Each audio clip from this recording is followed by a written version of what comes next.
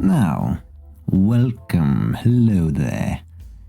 Now, it is time for another thing to happen. Here, today, we have a little visual novel called The Miskatonic.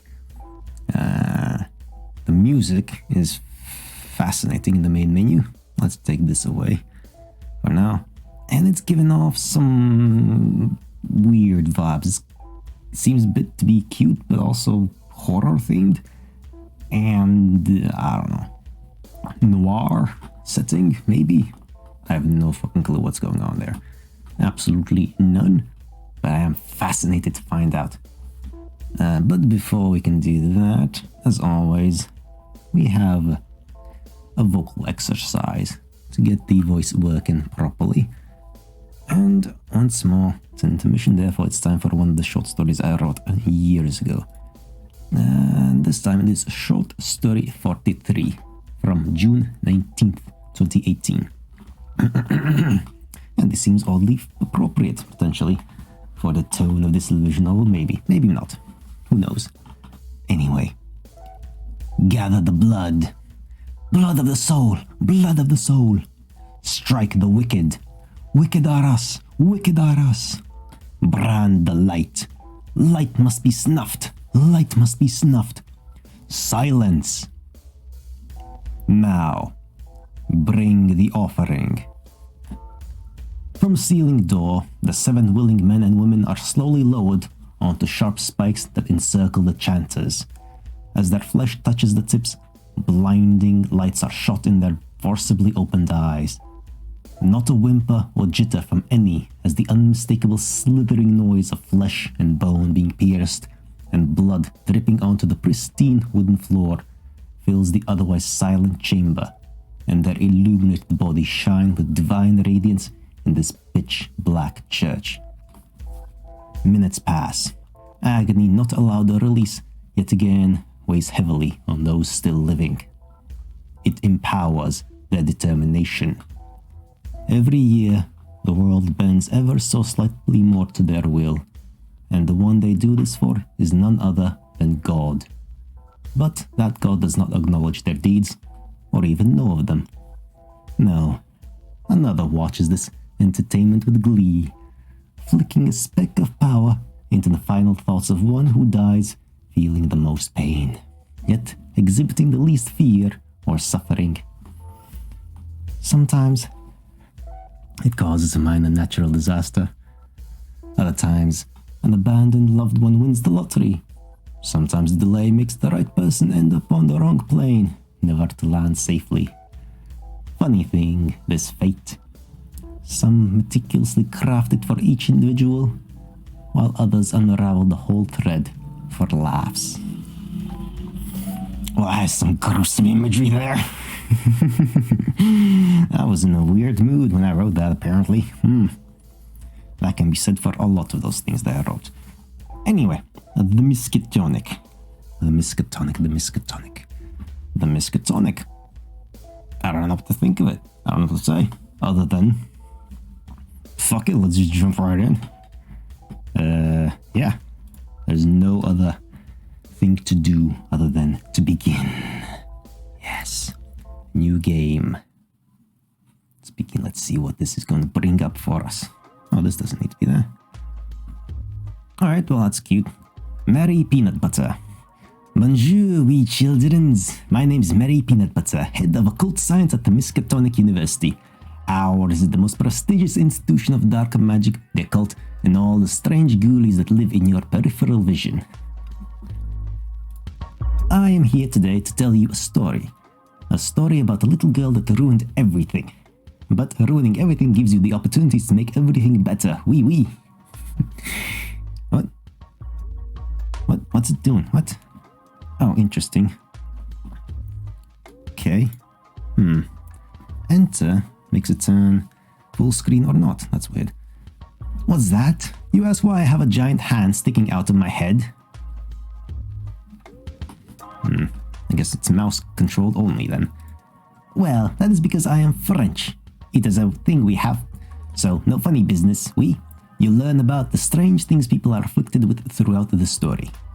After this, you'll think my hand head is cute and adorable, as you should. Yeah, it is. It's weird types of horns. That's fine.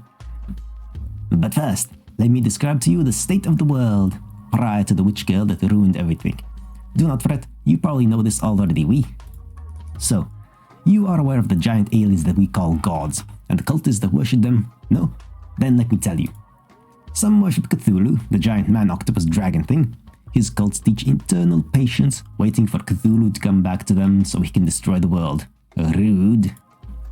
Some worship Yog-Sothoth, the outer dimensional god of knowledge. These smarty brains try to build portals to let him come here, but that would destroy the world too. Not so smarty. Most humans, like our witch girl, worship Shub-Niggurath, known as the All-Mother. Even cultists for other gods will pray to Shub-Niggurath at the end of their spells and rituals. That is because Shub-Niggurath is the goddess of humanity. Her cults preach love and compassion among everyone. Very lovely, But, like our witch girl, some can be blinded by the desire for harmony. There are some that would take advantage of the naive notion that all humans are loving and good. Not so lovely. Okay, so you know of the gods now, So, let's talk a small bit about the humans of the world. Some countries have been more affected than others by the strange happening of the universe. For example, in Canada, Yetis. Thousands of them. But the Canadians are well prepared. Yeti invasions are considered a national pastime. Bring the family, we'll shoot some Yetis. Alright, well, I like the tone of this setting. The entire world is being set a stage. This is what us French call an English person. Note the sharp teeth, purple blush, and big ugly face.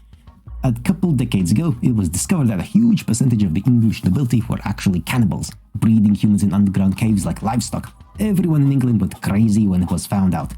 So, now they're all cannibals too. Okay, simplifying the world. Apparently the Scottish just found it hilarious. Yep. This one is also my boyfriend, so no touching his ugly face, Fair enough. These little fellas are called Australians. When the Shoggoths left Antarctica, they came across a big island filled with lovely, delicious humans. But these humans didn't want to be devoured, and even when half dissolved in the Shoggoth bellies, the humans would punch and kick and smash bottles inside them, making the Shoggoths very uncomfortable. Okay, Australians. Okay. So instead of trying to eat them, the Shoggoths formed a cute little symbiotic relationship with the Australians, granting them immortality in exchange for less punching. So the little Shanes and Sheilas can happily booze and barbecue away for all eternity. Yeah, that sounds legit. This is called an American. Note the silly haircut and gigantic bum. Specifically, this is the American that our story revolves around. The little witch girl that ruined everything. Okay. How can you tell she's a witch? Why, there are many clues. Example, the pasty skin, a symptom of spending her days asleep and her nights dancing naked in the rain with her coven to conjure strange hexes. Also the little black choker thing. It's the closest thing to a uniform they get. Also, she doesn't wash. Are you gonna make me look like a dumbass in this story? Go, because it was only like 20% my fault. Our story begins with our smelly dumbass being briefed on the university's secret protocols after just being hired as a security guard for the occult science building. But on her first assignment, she discovers that all is not as it seems at the prestigious school. Thanks, nutsack. Oh, Bob. My name's Bob as well. Now, Miss Lestrange, you understand that as a security agent, your off-site assignments are to be kept in the strictest confidence, even from other members of faculty, and especially the students. What? Okay, his head is just a mouth. You also understand that as a security agent, you'll be in very real danger, both from physical harm and mental corruption. You understand that your body is subject to mutation at any point during your employment and residence in Arkham. Rad.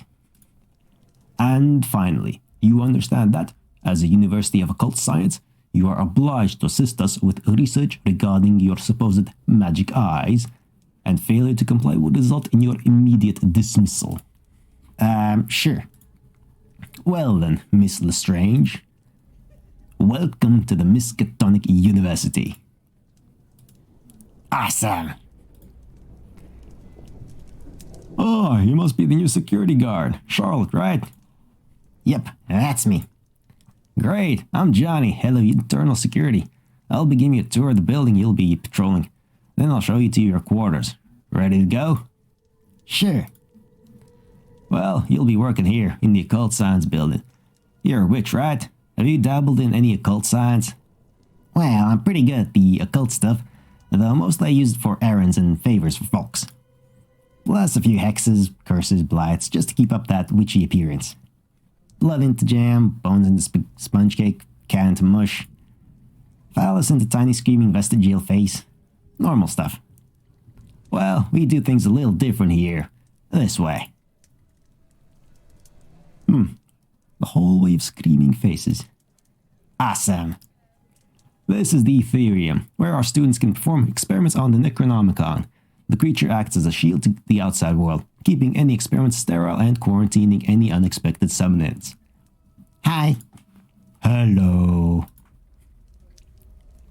We didn't know it could do that. Did you try talking to him? You are going to provide some much-needed common sense around here, Charlotte. The most powerful superpower. Common sense. Of course. Of course. It's always common sense that prevails. This building also houses the Corporeum, a surgical theater where our students can perform vivisections and autopsies on otherworldly creatures. Speaking of which, this is Eddie, one of our monster hunters. Thanks to him, our Corporeum professors have been able to gather more information on living horrors than any other time in university history. The trick is to figure out where its face is, and then commence repeated punching. Who's the new gal? This is Charlotte Lestrange, a witch from the Chesuncook of Coven. She'll be working security for this building. Hi. Looking after us rascals, eh? I already forgot what his voice was. I can't keep up the voices, I don't remember. Well, just give me a clip around the back of the head if you see me slacking off and I'll get back to work. Hey, big stuff. I have been known to whip some ass with my big muscles.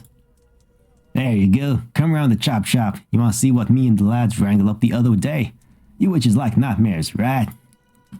Sure. Well, the fun ones anyway. Like when your teeth fall out and you smooth them off with sandpaper to make a lovely necklace. Or when you run down a corridor in slow motion with a bunch of hands coming out of the carpet and grabbing your ankles.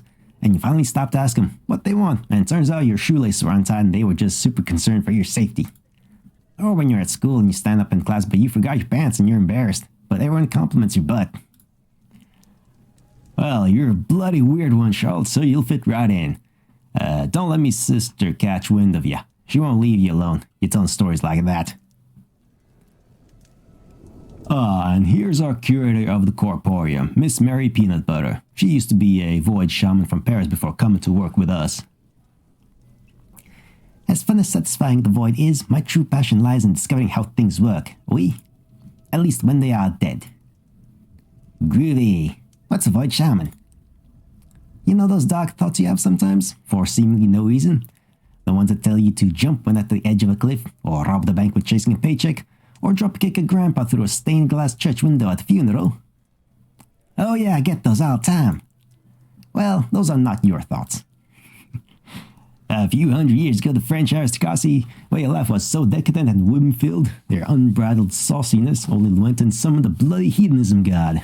Damn thing lives under the Paris catacombs, communicates telepathically with people all over the world, urging them to give in to their darkest whims. The French get the worst, of course, so these are your shamans take it upon themselves to do the dark deeds, so the rest of France doesn't have to. Must be a right giggle. Okay, so they summoned Slumdash. Okay, good to know. My last act as a shaman before coming here, I took my clothes off, covered myself in lemon cake and green food coloring, and terrorized the local village as a delicious swamp monster. I quite enjoyed that one.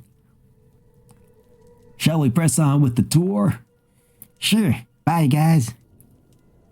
So, not to be rude, but judging from the bandaged up arms and the sick eye scar and the terror lines in your hair, I'm getting the impression that security work here is, a little dangerous. Oh, no, not for you at least. The occult science building is probably the safest on campus. Cause if something went wrong in this building, we'd all be too dead to notice. Pfft, don't listen to her, she's just a little jealous that the new girl gets the cushy gig, while she's stuck in the math department. What happens in the math department? What doesn't happen in the math department? There is nothing so cold, so unforgiving, so dark as the mathematicians. The universe is not but an equation, they shriek, behind their burnt hair and sludge-tainted cardigans. One that can be solved. But how do you solve the equation of a dozen screaming children being ingested by a black swirling chasm of teeth and clawing hands opened at the far end of the classroom by one of their damnable equations? Damn you, young Henry. Carry that damn too. So let's carry on with the tour. Next up is the library. Awesome. Each building hosts a small library dedicated to researching and documenting the subject that the building's students are studying. Here in the Occult Science building, we keep an original copy of the Necronomicon, as well as translate copies for our foreign exchange students. That's a lot of knowledge. Ah, and here's our librarian. Charlotte, meet Miss Emily Saccharine. Hi, I love your mask. I didn't know you guys had a Shoggoth here, and a tame one too.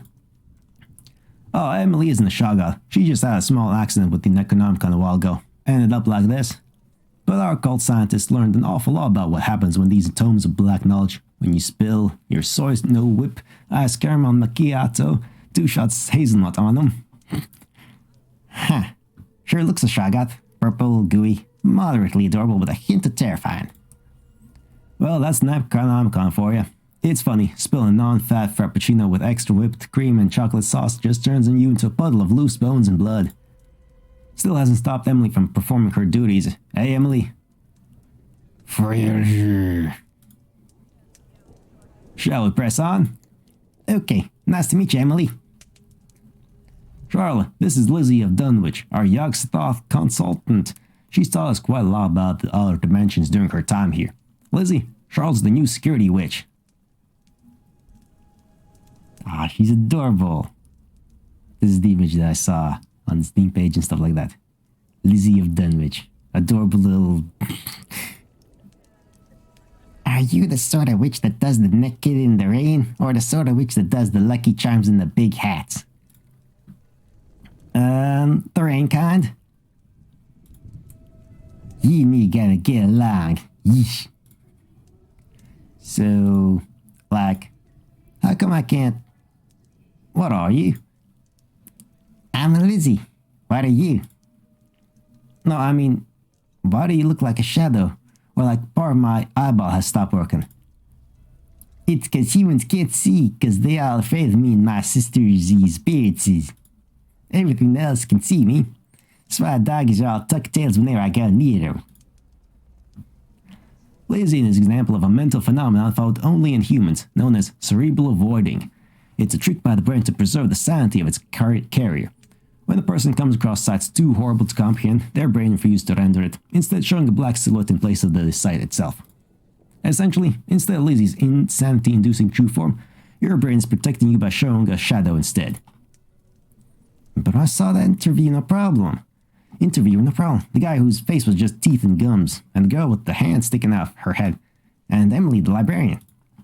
Yep, Lizzie and her Dunwichian sisters are in a league of their own when it comes to horrific appearances. We sent a lot of students to the asylum trying to figure her own. That is awesome. Yeesh. Here's our head of catering, Mrs. Roth. She can cook anything with 3 or more legs. Yum, hi! Oh, look at you witches, all skin and bones. You just let one of my little gremlins know what fills your tum, and I'll whip it right up. What's the humanitarian dish for today? Day from accounting, my dearest. Ooh, pork sandwiches. Lummy, yum. We employ a small staff of cannibals from England, Eddie in the Corporium and Annie being 2 of them. They only eat fresh, accidental deaths, with the family's consent. Usually. I get it. Humanitarian. It's funny. Well, once you're done with Johnny's little tour, let me know and I'll make you breakfast. You're making her to breakfast. Let me have the arse portion. We'll make steak and kidney pie. Big oil, with rump. You ain't eating no rump steak, Annie. Your little whore's got poor old Dave. Ah, come on, at least let me have your ugly feet, eh? Nice and lean, covered in flavor, and entirely useless. Look at him, all the way down there. When I'm done with them. Great, let me get a little appetizer, eh? Little lick between toesies, pre-brunch snacklet. How about it? Don't encourage her, dear. She'll be crawling all over me till your feet fall off. My bad. Speaking of cannibals. Mindy in the morning. Good morning, Miskatonic. It's your favorite morning announcer, Mindy in the morning. Bringing you all the Miskatonic morning announcements as and when I see fit. It's currently 2:30 in the afternoon, so let's get started. Those of you students that have volunteered for the submerged necromantic mutation testing, that has unfortunately been called off by Professor Baxter on the grounds that the school's swimming pool is now alive. Lunch today will be turgid and depressing. And would the owner of a white child please report to the reception office? It is currently being towed. Right. What was that? That's Mindy, the morning announcer. Does she do that a lot? Perpetually. You seem pretty comfortable around this stuff, Charlotte. Oh, I grew up in Maine. Not as many mutated folks, but they make up for it with all the goofy supernatural happenings. Where's Johnny? There's has been looking for you. Thanks, Chasm. Come on, Charlotte. I gotta make a quick stop off. What happened to her? Oh, that's Chasm, one of our portal diver team. They usually work out of Dunwich, come back to write reports on their expeditions. When they come back, of course. So, let me make a quick stop and I'll show you to your room. Dr. Thirst Valentine. Ah, Johnny. So this is the strange girl, the crumbler, the ruiner. Wow, look at this guy. I like how your coat melts into the floor. Yep, this is her. Charlotte, this is Dr. Thirst Valentine, the head of occult science and the discoverer of residual evil. His work taught the university about the lingering nature of documenting malicious entities. Essentially, he figured out why seemingly innocuous writings can summon horrific creatures or cast terrible curses. It is why the books bleed. That's cool. I had a book that kept growing teeth and screaming and whatnot. It was my diary, though. Excellent. I shall inform my colleagues of your arrival. We will merrily indulge in the popped corn. Ta-ta. I like him. Me too. There's just so much happened. I don't really know what to say other than just keep going. It's magnificent. You know, you've come highly recommended, Charlotte. Oh, yeah? By whom? Charlotte. Rumen Fletcher. I can't believe they finally hired my tiny baby monster. Rumen, what are you doing here? Got me some gainful employment, teaching kids about old school dark magic. None of this occult science in my class. What they've got you teaching? Oh, you know, I'm in security, keeping folks safe, wandering the halls, swinging the comically large keychain, bopping folks on the head with a flashlight, top secret missions, stuff like that. Pretty on point hiring selection if you ask me. Yeah, safety. That's definitely a key word when I think of Charlotte Lestrange and her magic eyeballs. Hey, those cats turn inside out on their own. I sneezed. Hush your gums. Well, speaking of cosmic abominations, I gotta go teach a bunch of 18-year-olds how to turn blood into peanut butter by dancing in the rain. Sure. You're gonna love it here, Charlotte. The Miskatonic is just one big like-minded community, all working towards making the world a better place, just like our coven. Come find me when you've got some time off. There was nothing cosmic about them, Rumen. They were just cats with their bones on the outside. They got better. So you two are in some kind of cult? Sorta. We're witch cultists of Shab Niggurath. Essentially, we believe that since the universe is filled with crazy awful bullshit that humans should be nice and loving to each other. Some of us, like the cult of the Black Sun, have these awesome bake sales for their neighborhoods, whereas others like the call of loveliness, hunt and slaughter, encroaching monsters to protect their hometowns. We're sort of like goth Girl Scouts. That's fair. What about you witches? We take all our clothes off and dance in the rain. Typical witch stuff. But we use black magic to do nice things for the townsfolk. Body snatch and breach birth babies to make them crawl out of their mom. Summoning fixer pixies when a guy's leg falls off. Using transportation circles as portals for when the trash collectors want a week off. Stuff like that. Wait a minute. The Cult of the Black Sun do bake sales. And the Cult of Loveliness are monster hunters. What? Does the Cult of Kill Murder Death paint gardens or something? Oh, you mean the Cult of Fetid Retribution? No, those guys deliver meals to old ladies. Sure. What was that about magic eyes? Oh, don't worry about that. I just do this. Sure, just bleeding black and turns into static. Okay. Sure, nothing to worry about. That's normal. And sometimes weird stuff happens in people's minds. Usually forget something or get an eye twitch. As long as I don't use it on little animals, it's pretty harmless. Okay, so let's keep going. This is your room. A little tight, but the lunch ladies bring us security guys breakfast every day. I'll let you get settled. Then you can explore your patrol route until Bob gives you your first assignment. It's perfect. Thanks, Johnny. Okay, I better go familiarize myself with my patrol route. Hello again, it's time for a quick tutorial, You're about to enter what's called Patrol Mode, wherein you're allowed to freely investigate the occult science building. Oh shit, there's actual gameplay, fuck. Use your mouse to click characters to initiate conversations, or doorways to move to other places in the building. Charlotte's patrol will always start here, outside her room. And if you want to save the game, hit the little cog in the bottom right of the screen. Give it a try. And don't forget to visit me at the Corporium, Sure.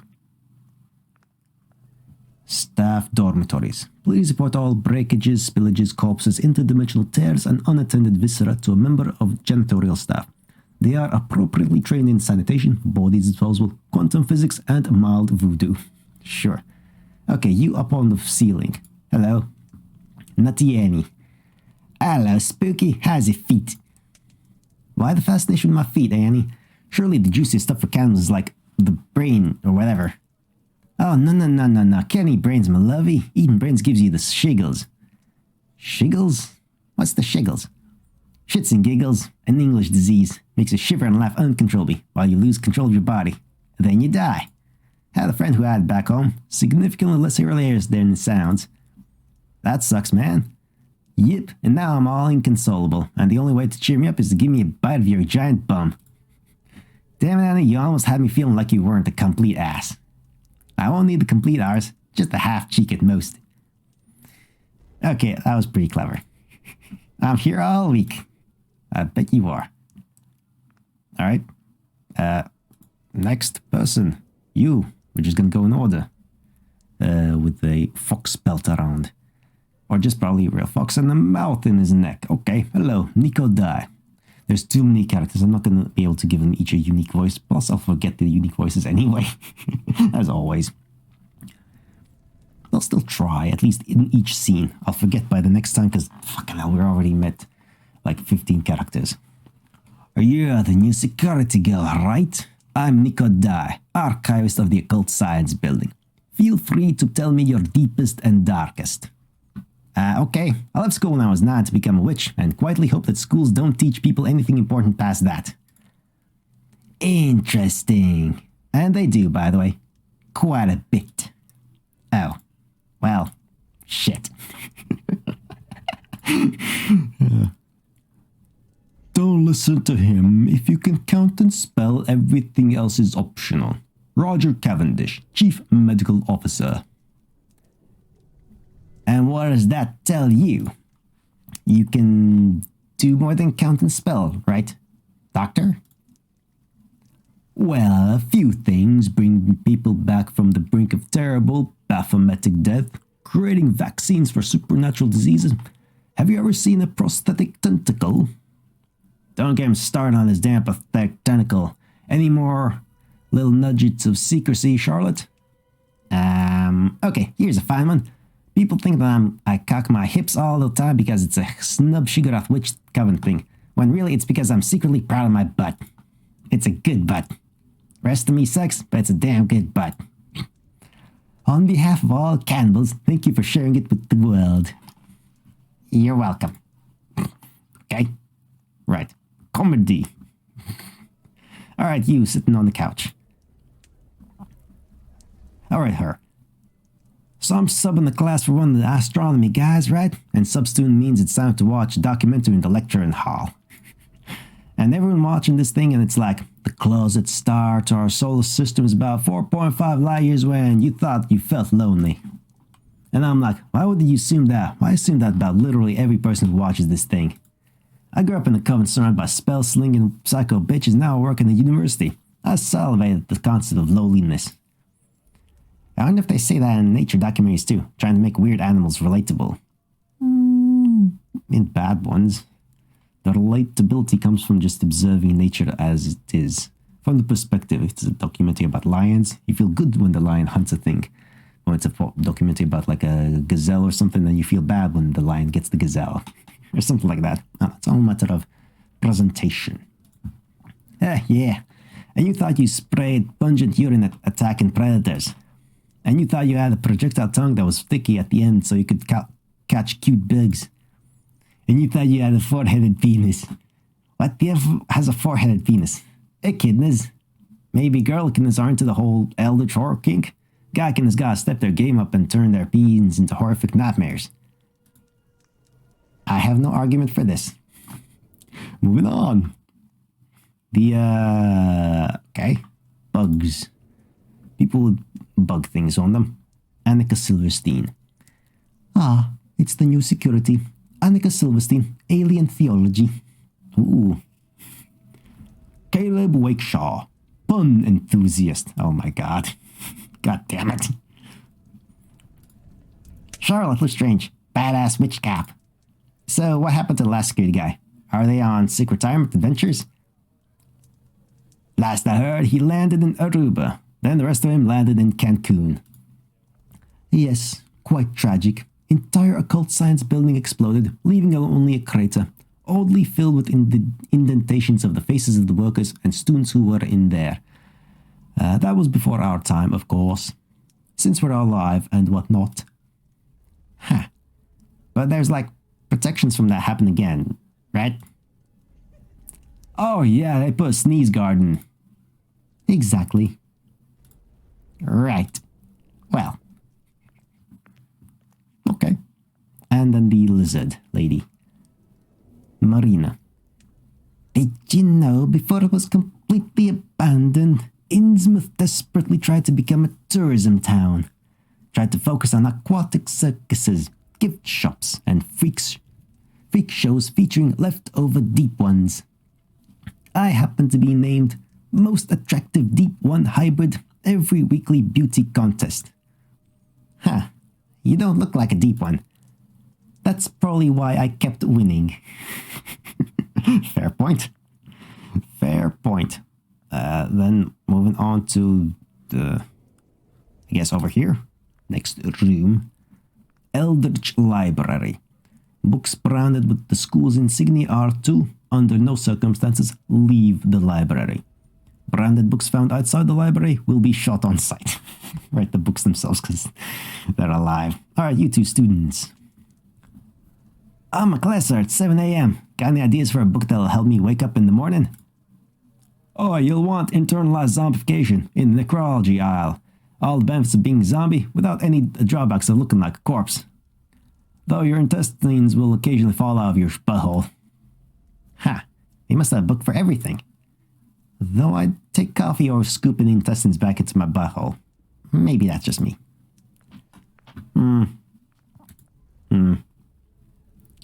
Amelia Lynn Luciat. A fun trick of the black magic users of the old days was to write how-to spell books that, simply by reading them, would cast the curse that the reader was trying to learn on the reader themselves. Fiendish but funny, according to them. What happened to your eye holes? How to throw ethereal fire directly into somebody's eyes. Luckily, it was just the Cliff Notes version. Well, I guess that's good. Then... Hey, Emily, do you guys have any books on advanced witchcraft? I want to keep fresh while I'm here. Hello.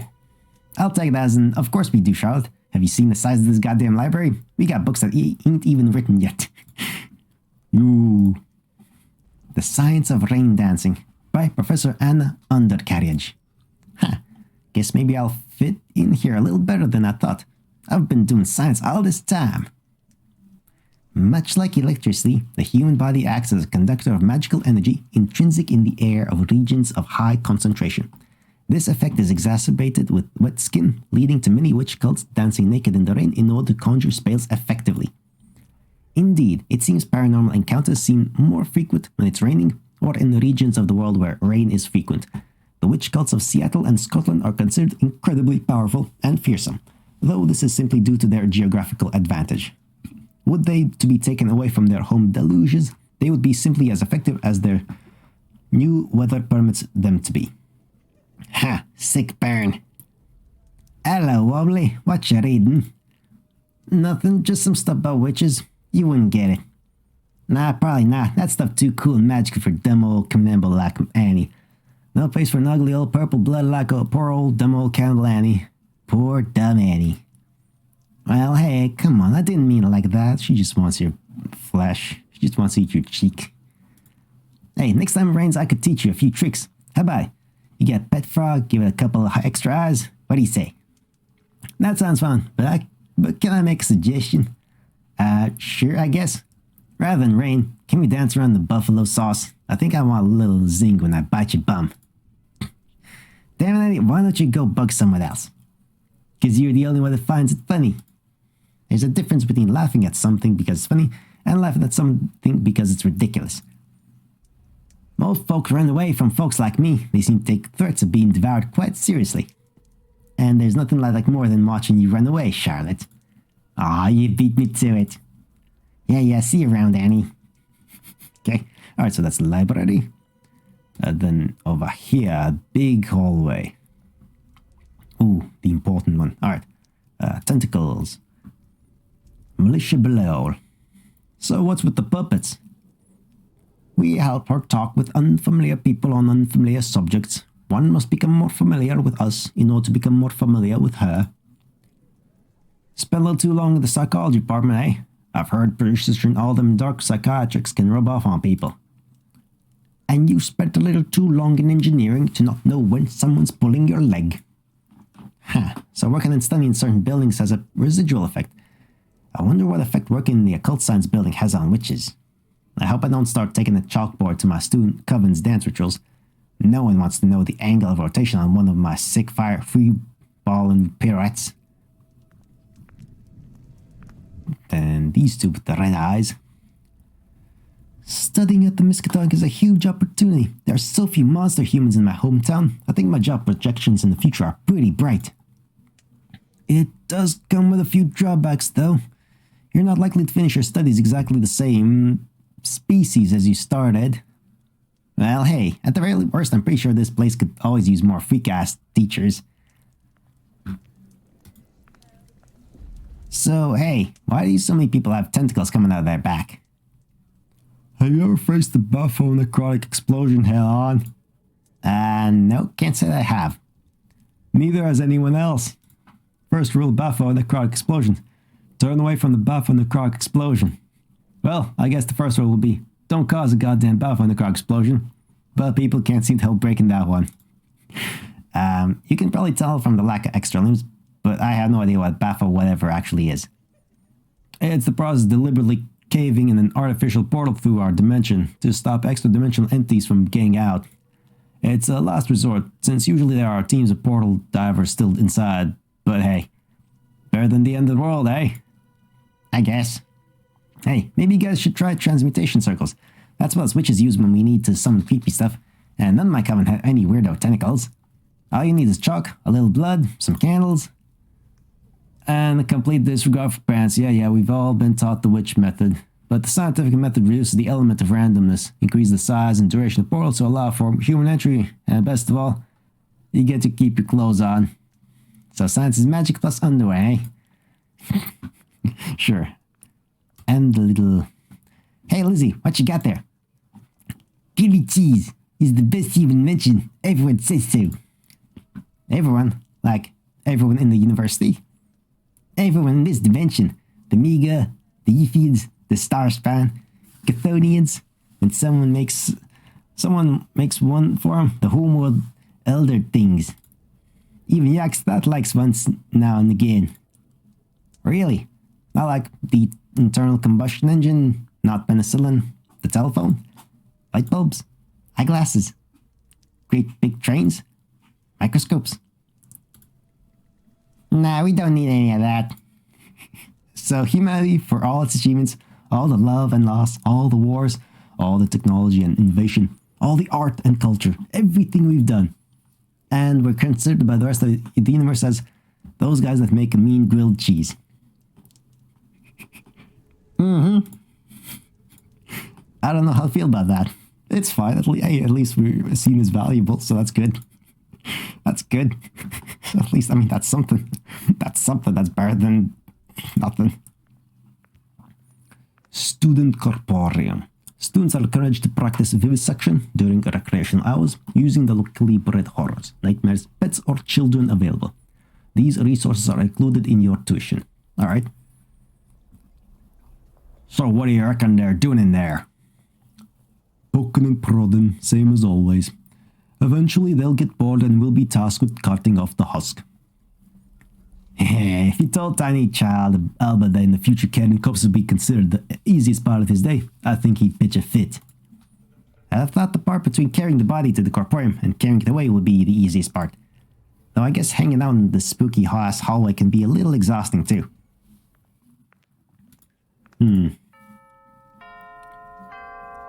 Just a small word of advice to the biology department. You can't just stick a dog and a war veteran into a centrifuge and rejigger that mush into a living being. And everyone say hello to the world's very first werewolf. There's clearly a reason I'm not down there with you guys. Aside from, you know, the carnage it would cause. Right. Did you guys hear that? A goddamn werewolf. You guys want to check it out? We're not done here, Mac. We've got to get the incinerators going before we can knock off. Connor's right. First we burn whatever nightmare the corporeum's working on, then we can go gawk at whatever nightmare the biology department's working on. They got their own burners after all. I always thought you had to get bit by a werewolf to become a werewolf. Then again, why would any werewolf stop at one bite and not just eat whatever it was biting? Maybe that's why we don't have zombie plagues anymore. Good point. Oh man, look at this sick awesome thing. That tough stuff is a colony of cuddleworms, complete with the bloody spinal cord of their human host. They like to lay their eggs in city water pipes, and once consumed, they attach to the spinal columns of their hosts, eventually controlling their every move. Sort of like zombies, except, you know, a lot more screaming and begging for death, though. A very interesting species. That's a deceptively adorable name for the worst thing ever. I bet the boy's a tenor that could yank the spine out of this poor sod's mouth. Turns out the worms form a rock-solid grip on the host's brain while they're piling them. Fingers here is gonna give him a prod. See if she can't get him to let go of the bugger's melon meat. Oh, here we go. Excuse me. I just had a dark thought encouraging that I slit my wrist, take off your trousers, and play your bum like the bloody bongos. Probably better use spare blood, eh? Celev the Ah, big strong man helping out little lady's sadistic madness. Cute. I guess. I don't know what to think. Student Ethereum. Due to a recent unscheduled experiment by a member of our security team, the Ethereum has become talkative and boisterous. As a result, our most boring students are required to spend recreational time chatting with the Ethereum in an attempt to shut it up. Right. Essentially, you just need to maintain your resources, spending them on village and stat upgrades, but village upgrades give passive benefits to both villages, so you need to be careful that you're not helping the other team and their village. See, that's where I went wrong with my first game. After I constructed a breeding pit, the other village gained enough population resource speed their building and foraging processes. What the shit are you talking about? Video games.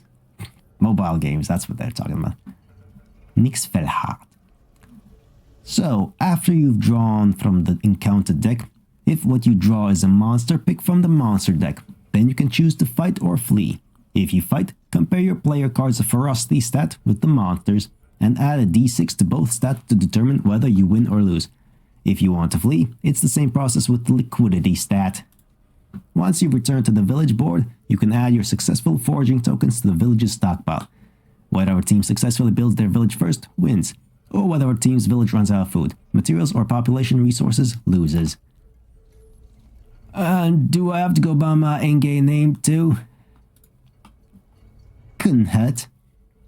They must be talking about some sort of board game. Never played one before. Not many places to put the board when you're off dancing in the woods with nothing but a smile on. And nowhere to keep the pieces. Right. God, this is just throwing so much at me I don't even know what to think. I can't. What's unique about our planet is that all the plants and animals share a universal language, or a sort of collective consciousness, guiding things like migratory patterns, blooming seasons, what is predator and what is prey, things like that. It also acts as a conduit of the emotions of organic life. A flower is plucked, the garden screams. A cow is slaughtered, the whole herd weeps. Humans seem to have lost this ability over the last 100,000 years, and those few that can hear it go mad with the knowledge of it. Just so you know, the planet is very upset with you humans. Guess I better go apologize to my bagel. Oh man, I hope that ain't true. As a witch cultist of love goddess, I should probably be spreading the love to everyone, not just humans. And I've eaten a whole lot of burgers. Hello again, how's it going? Can't complain. So you're the one who taught the Ethereum to talk, eh? Oh. Oops. Oops. I guess, but I think he knew already. Hi, I'm... Wait, let me figure it out. Layer of grime over the extremities, so you're aware of the mutagenic atmosphere and have applied a home remedy, so you're local to New England. But no accompanying stench other than that of dead flowers, so you're often with other people. Mild wobble at the touch indicates a lack of exercise, but the very dirty boots means you're outside in the rain a lot. Judging by the short black skirt and choker, you're an active worshipper of Shub-Niggurath, the goddess of love and humanity. And combining the grime, wobbliness, smell, and outfit, you must therefore be a member of the Chesuncook Witch Coven. Wow, exactly. Although they were just observations, so what's with the creepy tentacles? She just likes to grope. This is as close to a handshake as I get. Oh, well, enchante. So what's your deal? Oh, I'm Jessica Morgan. I'm the record keeper for experiments performed on the Necronomicon. Though I was a detective before my arms got all noodled. How do you keep your records if you can't control your arms? With a handshake like that, how'd you hold a pen? What do you mean? I have perfect control of my arms. Oh. Yeah, she just likes to grope. Well, it was nice meeting you. See you later, Ethereum. Bye, Spooky. Ah, Jesus. And Bob's office. Staff are encouraged to only disturb Bob on matters of immediate security or apocalyptic concern. Students are encouraged to go away. Fair enough. Do those rhymey things act as your arms? That's pretty groovy. Yep. The thing to remember about all these occult shenanigans is that most of these monsters are just really ugly animals. And animals can be trained. Cool. How'd you train them? Traditional combination of treats and mild punishment. As a treat, I let them keep my arms. And as a punishment, I headbutted the shit out of them. Now they never leave mommy's side. Don't even have to command them for the easy stuff. What counts as easy stuff when training floating worms to act as replacement arms? Oh, you know, cooking, cleaning, getting changed, all the essentials. You should see me play the trombone. Sure. Okay. There are several benefits to having every internal organ replaced by half-sentient liquid slurry. For example, you wouldn't believe how much of your brain is dedicated to simply maintaining the automatic processes of your body. With the slime, my brain is now free to fully ponder the questions of the universe. Oh, well, I gotta admit, you're putting a good spin on this. Still, having to carry a handkerchief around to mop the incorrigible sludge out of my eye sockets is a drawback. Forget hygiene. You're at the Miskatonic. If you're only trailing black slime, you're practically cleaning the place up. Nothing gets an occult scientist down, I guess. Though wouldn't his brain also be replaced by the goo? Good point. It would be. So what's with folks changing the names for that board game people are talking about? It's to make the consequences of the game seem more real. A lot of people need an escape from work or their studies, and the game's a good way to do that. Huh, you think I could play with you guys? And I've got some time off, or whatever. Depends. What's your in-game name gonna be? Thrust Powerful, Badass Barbarian, Saving Sick Wenches, or whatever. Nope. Bye. Better than everyone else's dumbass names.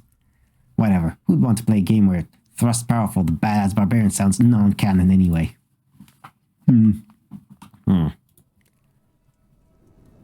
Good afternoon, Charlotte. Are you ready for your first assignment? Sure, lay it on me. Excellent. The Miskatonic has small research outposts located all over the world, dedicated to collecting and relaying occult data back to the university via radio. One such outpost is in New Orleans, where you'll be going. Okay. What happened in New Orleans? We're not sure. Our researcher is supposed to relay daily radio message back to us, but hasn't checked in for several days. Your task is to go to the outpost and knock on the door. If he's there, ask why he hasn't been relaying data. If he's not, return and tell us. That's it? Knock on the door? Exactly. Under no circumstance are you enter the outpost. Just knock. And leave. Okay. So how do I get there? After a few, disasters, the government demanded that the Miskatonic experiments be completely sealed off from the outside world. As a result, every outpost in the country is interconnected by these tunnels. Help stop transport and creatures running off into the wilderness, see? Spooky. So I'm walking to New Orleans? Oh, no, of course not. You'll have a driver. Hey. Hey, Lizzie. Looks like driving down the spooky-ass tunnel system together.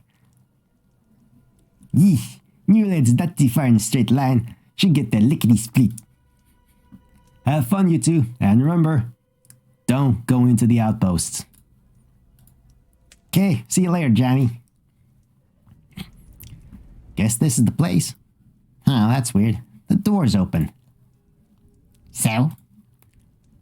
Well, the mission is to knock on the door, see if anyone's in, and then leave. If the door's open, something bad might have happened. Like what? I don't know, it could be anything. Maybe they're out of banana bread. Maybe someone's pregnant, they got on to get a doctor.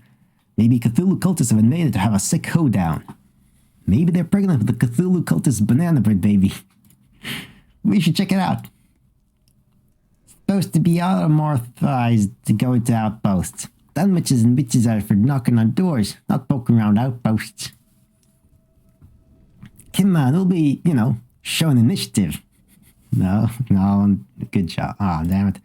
They'd be like, wow, Lizzie and Charlotte, you sure have saved the day poking around that outpost. Good thing you did, or all those chupacabras would have got back to home base and ate all of us. I don't think that's what they'll say. Well, I'm going to take a look anyway. Feel free to join me if you want to save the university from chupacabras. Guess it'll be okay if we just look. Fear the goo. New Orleans Outpost. Initially, the outposts were each equipped with long-range radio systems, able to communicate with each other, stave off the loneliness, good for morale. Until the Australia Outpost incident broadcasted the screaming of an entire country on all frequencies. Now the outpost can only communicate with the Miskatonic hub. can't hear each other. Good for morale. Fair enough. Ha. Fear the goo. Written in goo. What goo should I be fearing? Should I fear the goo the fear the goo sign is written in? Maybe it's peanut butter. Humans are allergic, right? Only ones who hate deliciousness. No, I think this is a warning about the same goo it's written in. Can't be that dangerous then if the warner preferred using it over, a pen. Maybe he has no pen. Maybe his pen is goo. Maybe that's why he's so afraidy. Because of pen goo. I guess there's only one way to find out. Let's keep going. It's a lot of goo. Jars. The guru. There's a lot of it. Alright? I have no idea what to think of this. This is just... I better sweep this whole room before we move on. That's the detective thing to do. Lots of goo. That's a lot of goo. Extraction facility. Initially we thought the signs were overkill. The Miskatonic already being notorious for its anal retentive approach to the supernatural. Alas, after several decades and several thousand casualties, we learned that the most dangerous thing in our work was a wandering mind. Extraction facility. Tools broken during the extraction process shall be replaced from the technician's wages. Extraction tools are for ooze extraction only. As scrumptious as the inside of jelly donuts are, extraction tools are not a suitable method of obtaining said jelly. Fair enough. A locked door with some jelly. Shitballs. The door is locked. So? So there might be goodies inside. Eldritch goodies. Look, it says there. Extraction facility. This must be where they're getting the goo. We gotta get in there. Why? Because if someone tells me to fear something, I like to know exactly where that something comes from and how to punch whoever made it in the head. Oops, some ass. Besides, it sounds exactly like something that the hottest new cult detective team in New Orleans would do, right? Solving some sick mysteries. Okay. Record all findings. Little Ehanthe.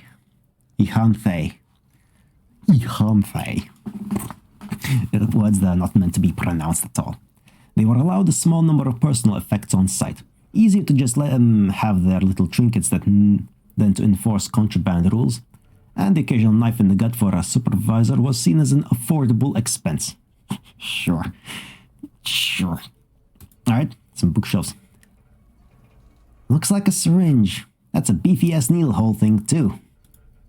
This goo is either going into something or coming out of something. Either way, it looks like it hurt like hell. Big needles are... Looks like a poster of Innsmouth, home of the Deep Ones. Maybe that's where whoever lived here was from. What's the Deep One? They were this race of fishy, froggy folks that lived in this underwater city off the coast of Innsmouth. In exchange for plentiful fishing and crabbing seasons, they would mate with the local Innsmouth babes and create little baby hybrids. Apparently it was a pretty sweet deal, until some wandering douche came through the town and ruined it. Went and told the government, they torpedoed the underwater city and rounded everyone up and sent them to concentration camps and whatnot. Kinda sad, really. I hear the little hybrid tadpoles are adorable. Some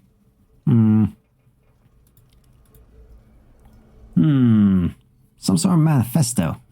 April 9th. Half gallon. His name was Daniel.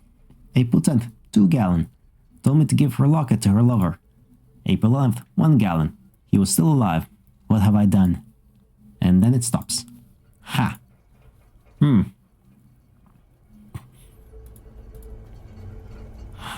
Looks like a diary. Each night, my darling wife, hidden deep in the back room of an Orleansian brothel, prays to her goddess Snubshigurath. Keeping the faith, groovy. That we might find a new home, that I might find work much less dreadful. She's becoming too large to convincingly lie that she is carrying a human child, so we must gather our pennies and leave soon. There's a little photo. Oh, okay. Aw, look at her, so pretty, so full of tadpoles. And he's kinda handsome in that, amphibious way. Aw.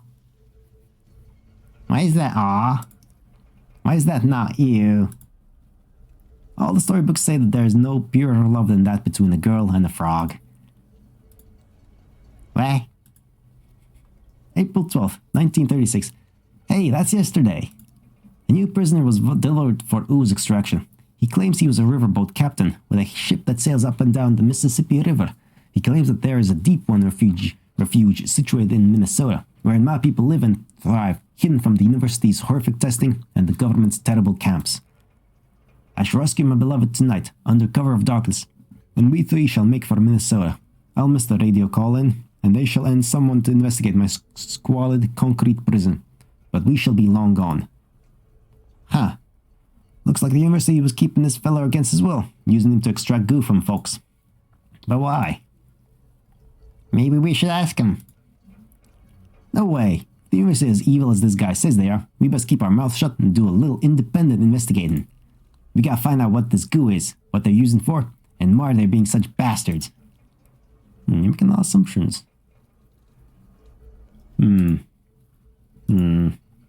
Fucking shit on my dick. Another goddamn locked door. You look angrier than you should be. Sorry. The concept of, privacy makes witches a little testy. Whatever. Let's find ourselves some keys and F these locks up.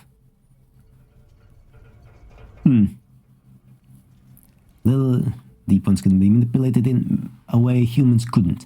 They had what the brains called a deeper emotional intelligence than us.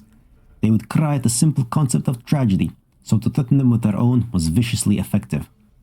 Oh, well that's fucked. Okay, it's a lot of posters. Huh. What the fuck? Can't look away. Can't look at it, but can't look away. Are these the super rare Dead Randy monogamy art covers? How do they get these? These are ultra banned all across America. Like, God, we gotta take these. Eh? Dead Randy the Sexy Necromancer. It's this cute little incubus that runs around saving zombie girls after the world ends. And then boning them. This story arc was written by my first Covenden mother, Agnes G. Williker. It's a story of how this succubus girl, this purple girl here, wants Dead Randy all to herself. But while they're all mutual, Dead Randy gets sad that he's not boning mad dames. And him and the succubus girl learn that love should be shared with everyone, not saved for individuals. It's adorable. It does sound kind of lovely. Why'd humans ban it? The same reason they ban everything. Folks were getting too cheerful. Promoting cultist ideologies, they said. Not sure how love everyone you can, don't be a douche is considered the same as, let's get Cthulhu to F the world up, but whatever. Plus, I guess Dead Randy's pretty rampant in this series. Hard to get that love everyone message across in a story about a nymphomaniacal blue midget without getting, vigorous. But the message was so awesome. Completely true to our cult's mantra. And everyone, Chisholmcook, thought us witches were pretty groovy after these stories came out. Preach love and compassion, for the universe offers neither. They put that as our town motto after Miss Agnes wrote this series. Come on, he's gotta have the hard copy somewhere. The girls in the coven will shit their minds when they hear what I found. Right. Well, sure. I mean, those are adorable covers, I guess, but it's like... Jesus Christ. The Sexy Necromancer, Death of a Deviant. Dead Randy, the Sexy Necromancer, Harmony Arc, Episode 1, Death of a Deviant. Once again, Dead Randy finds himself expelled from the Incubus Academy of Hell for failing the not looking like a tiny idiot portion of the class. Forever exiled, Randy seeks refuge on a desolate earth, destroyed by a mysterious plague that leaves the land barren in all but zombies. Using his powers of necromancy, Dead Randy cobbles together another village made of bones and sinew, drawing zombies from all over the wasteland looking for a place to live. Once populated, Randy affectionately names his new town the Bone Zone. Fuck's sake. Ah yeah, I pick a few cute zombie girls in that shambling horde. One may take it to the Bone Zone. Right. Okay. Jesus Christ, we're actually gonna read all fucking Dead Randy, the Sexy Necromancer, Harmony Arc, Episode 2, Damsel in Decay. With the Bone Zone completed and the zombie villagers settled, Dead Randy enjoys a life of carnal luxury. But with hordes of zombies come their archenemies, the only living creatures left on Earth. That's right, packs of feral Pomeranians and are attacking the villagers at the Bone Zone. And when one of his lovely consorts are dragged away, it's up to dead Randy to save her and drive away the feral pups. Man, he's humping the shit out of that zombie. I'm starting to understand why they banned this arc. Butts aren't supposed to fall off. Fuck's sake. Anyway, it's great. It's fun. This is silly.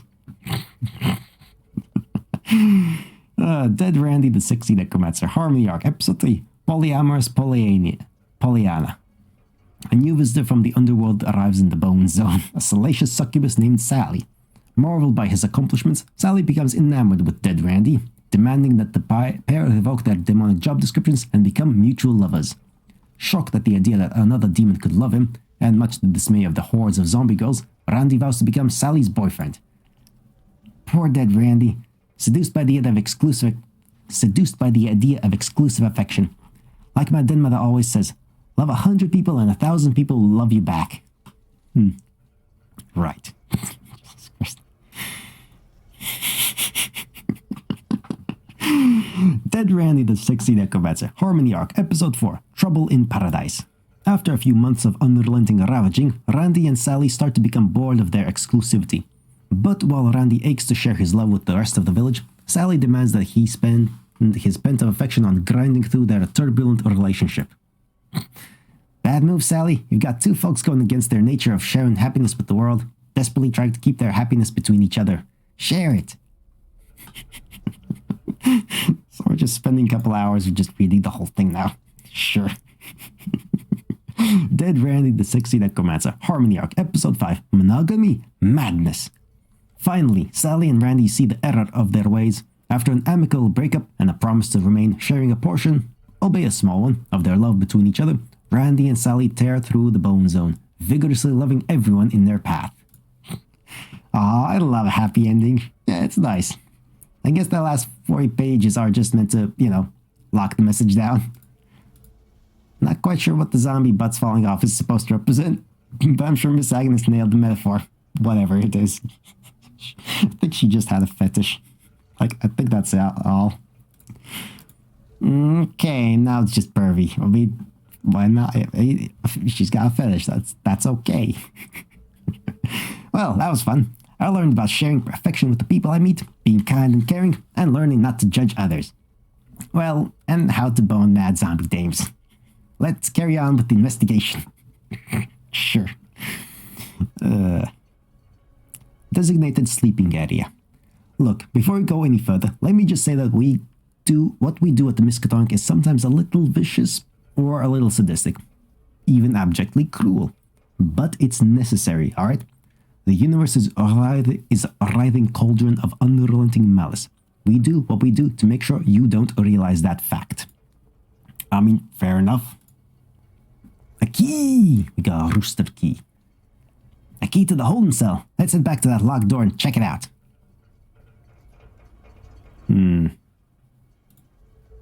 Success. Now, let's find out where the goo's coming from. Oh, it's a brain. What's that? It's a brain. A human one. With holes in it. Don't humans need their brains? Yeah, they do. There's gotta be an explanation for this. The university's stealing brains to extract weird orange brain goo out of them? I mean, why? What's the point? This is probably why they didn't want us in here. Because of brain goo experiments. Yeah. We're gonna have to play cool, figure out who we can trust at the university, and ask them some questions. Well, Ruman's been there a while, and I know I can trust a fellow witch. And you can trust a fellow Lizzie. Exactly. That's like half the faculty right there. Besides, I'm sure there's a reasonable explanation for all this. We just gotta be careful not to get fired for insubordination or treason or whatever. Come on, partner. Let's go do some sleuthing back at home base. Right. So, Charlotte, how was your assignment? Good. It was good. Knocked on the door, waited around from outside for a while. No response. Came back home. And you didn't go inside the outpost? Inside? Oh no, I didn't go inside. Was told not to, so I didn't.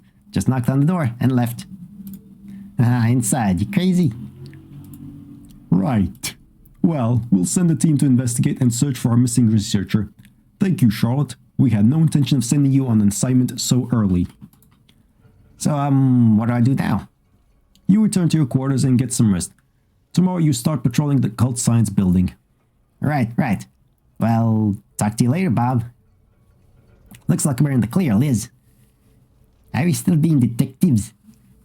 Damn right, we're gonna get to the bottom of this. But for now, let's get some sleep and start investigating tomorrow. Okay, see you tomorrow, Shog. I'm gonna go pray to Yog-Sothoth. See you, Lizzie. Right. Is this really what the world looks like? There's like chunks missing. Oh yeah, there are. And there's like a chunk over here actually that wasn't there. What? Africa's got chunks missing there. There's streaks across there. Although those are just the rivers. Although they extend a bit further than they should. Nothing really has changed in this area of the world though. Europe seems untouched for the most part. And chunks added. So the little witch girl had discovered that the university had been harvesting goo from kidnapped prisoners. But what was this strange goo? And why would the university be doing something so dastardly? Oh, and, just so you know, I had no idea what they were planning. I was just that cute French girl that was vivisecting creepy monsters for the sake of education, oui? So don't go accusing all of the university of being all dastardly. Some of us were as dumb as the little witch girl. Why do you keep calling me little witch girl? I'm exactly the same size as you. Our story resumes with our little witch girl quietly investigating the strange orange goo, while keeping up appearances as security guard of the occult science building. But what the little witch girl did not know is that her loyalties were being tested at every turn. I'm 22. I'm a grown-ass woman. Voluptuous, almost. Sure. Good morning, Miskatonic. It's me, Mindy in the morning with the Miskatonic morning announcements.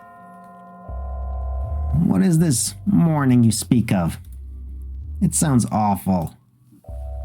First up, thanks to our dedicated and highly trained father, the Corporeum is now host to a hefty portion of Cthulhu flesh, and all at a record cost of only 7 fatalities. Man, I'm getting fat.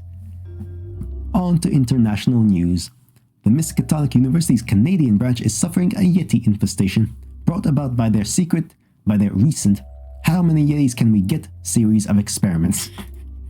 I can't tell if that means the experiments were a success or a failure. Is there a human resource department in this building? Only I'm wondering if the best way to start workday is by blaring news about a fucking Yeti apocalypse into my head. Call me crazy. That's reasonable, we can have those, can't we? Oh, hey Lizzie, how's it going? What you doing? Grand bath keeps all that New England atmosphere off, so I don't get any extra bits and bobs sticking out of here and there, like the folks here. Secret witchy trick. Wanna try some? What's in it? Oh, lavender, rose petals, sandalwood, ambergris, some guy's blood, mushrooms, horse placenta, powdered dog, a small assortment of rocks, bacon grease, squirrel, and peppermint. And peppermint for that tingly fresh feeling. Fuck's sake. Horse placenta? Like my demon den mother used to say, ain't nothing gets through. Damn it. God damn it. That got me. That got through to me. That got through me. Fucking. Nothing gets through horse placenta. Yeah, no. It gets through you. It gets through me. Fucking hell. Right. Good lord. Goddamn. She drank a lot.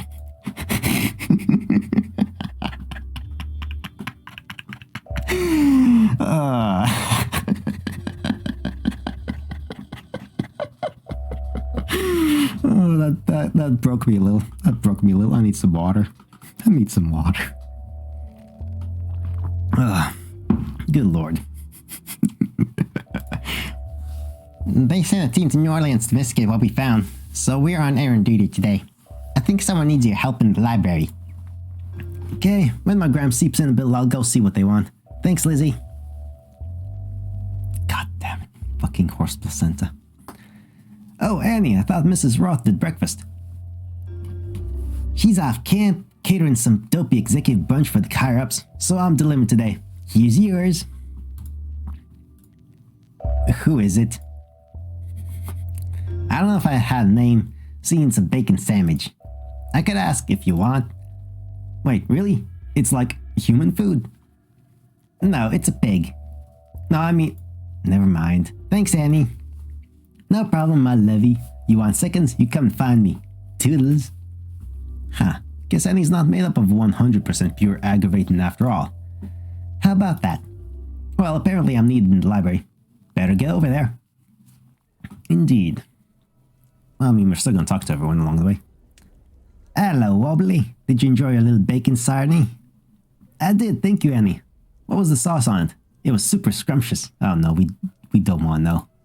That's a secret English sauce recipe. I smuggled some in under my fabulous petticoats. Back home we simply call it brown. Shove. Don't tell me it's made out of like shredded freckles and ripped out throats or something. Am I gonna get sharp teeth and purple blood, Annie? Oh, no, they made brown sauce before the great funnin'. It's made out of vinegar and molasses and all that. Tastes great on a cooked ass, though.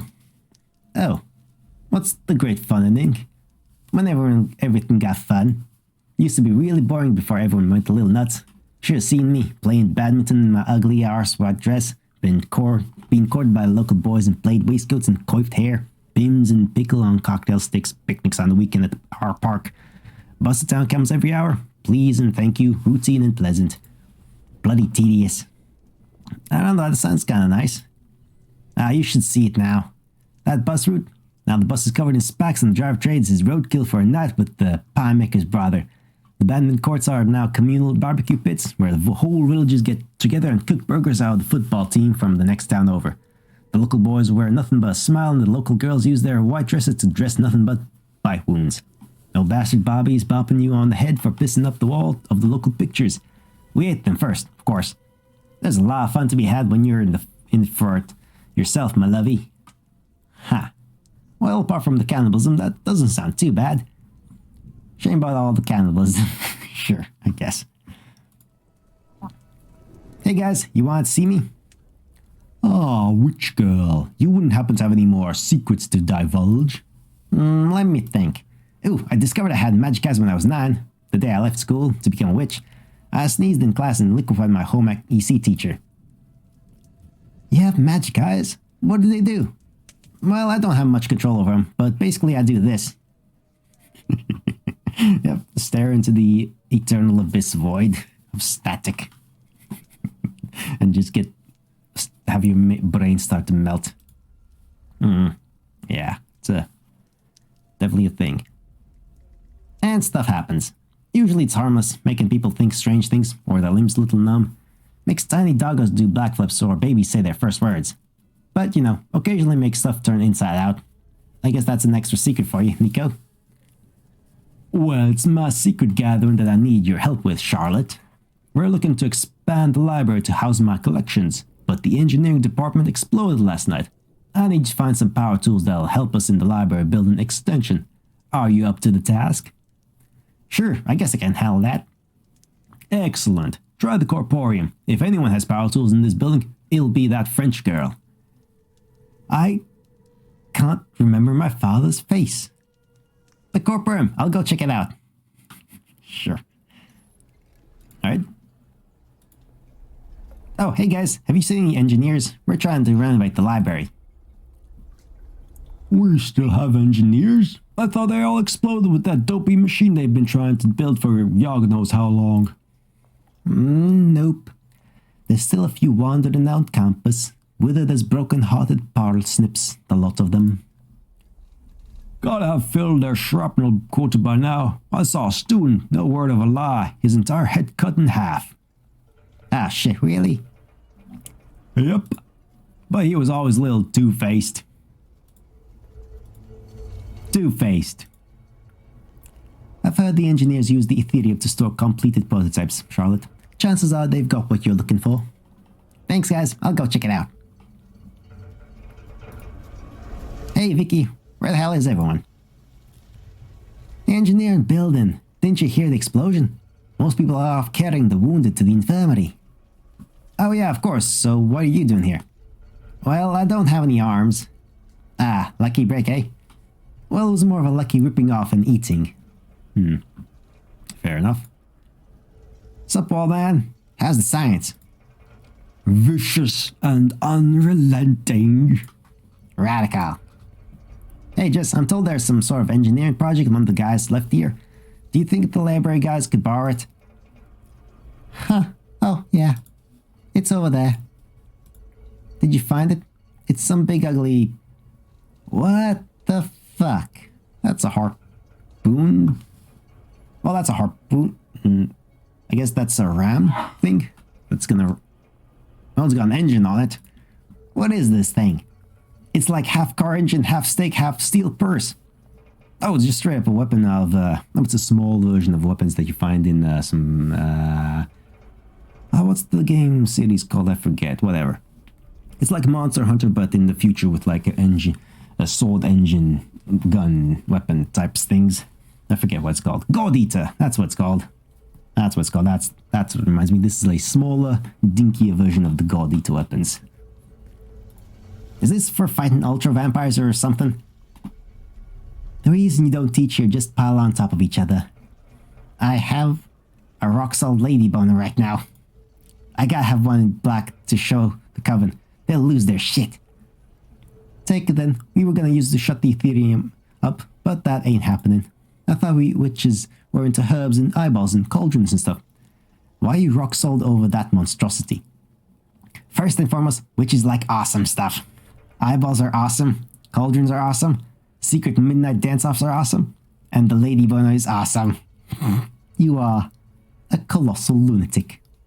Thanks, Jess. I'll see you later. Hey, Spooky. Nico's waiting for you in the library. Is that the thing? Yep.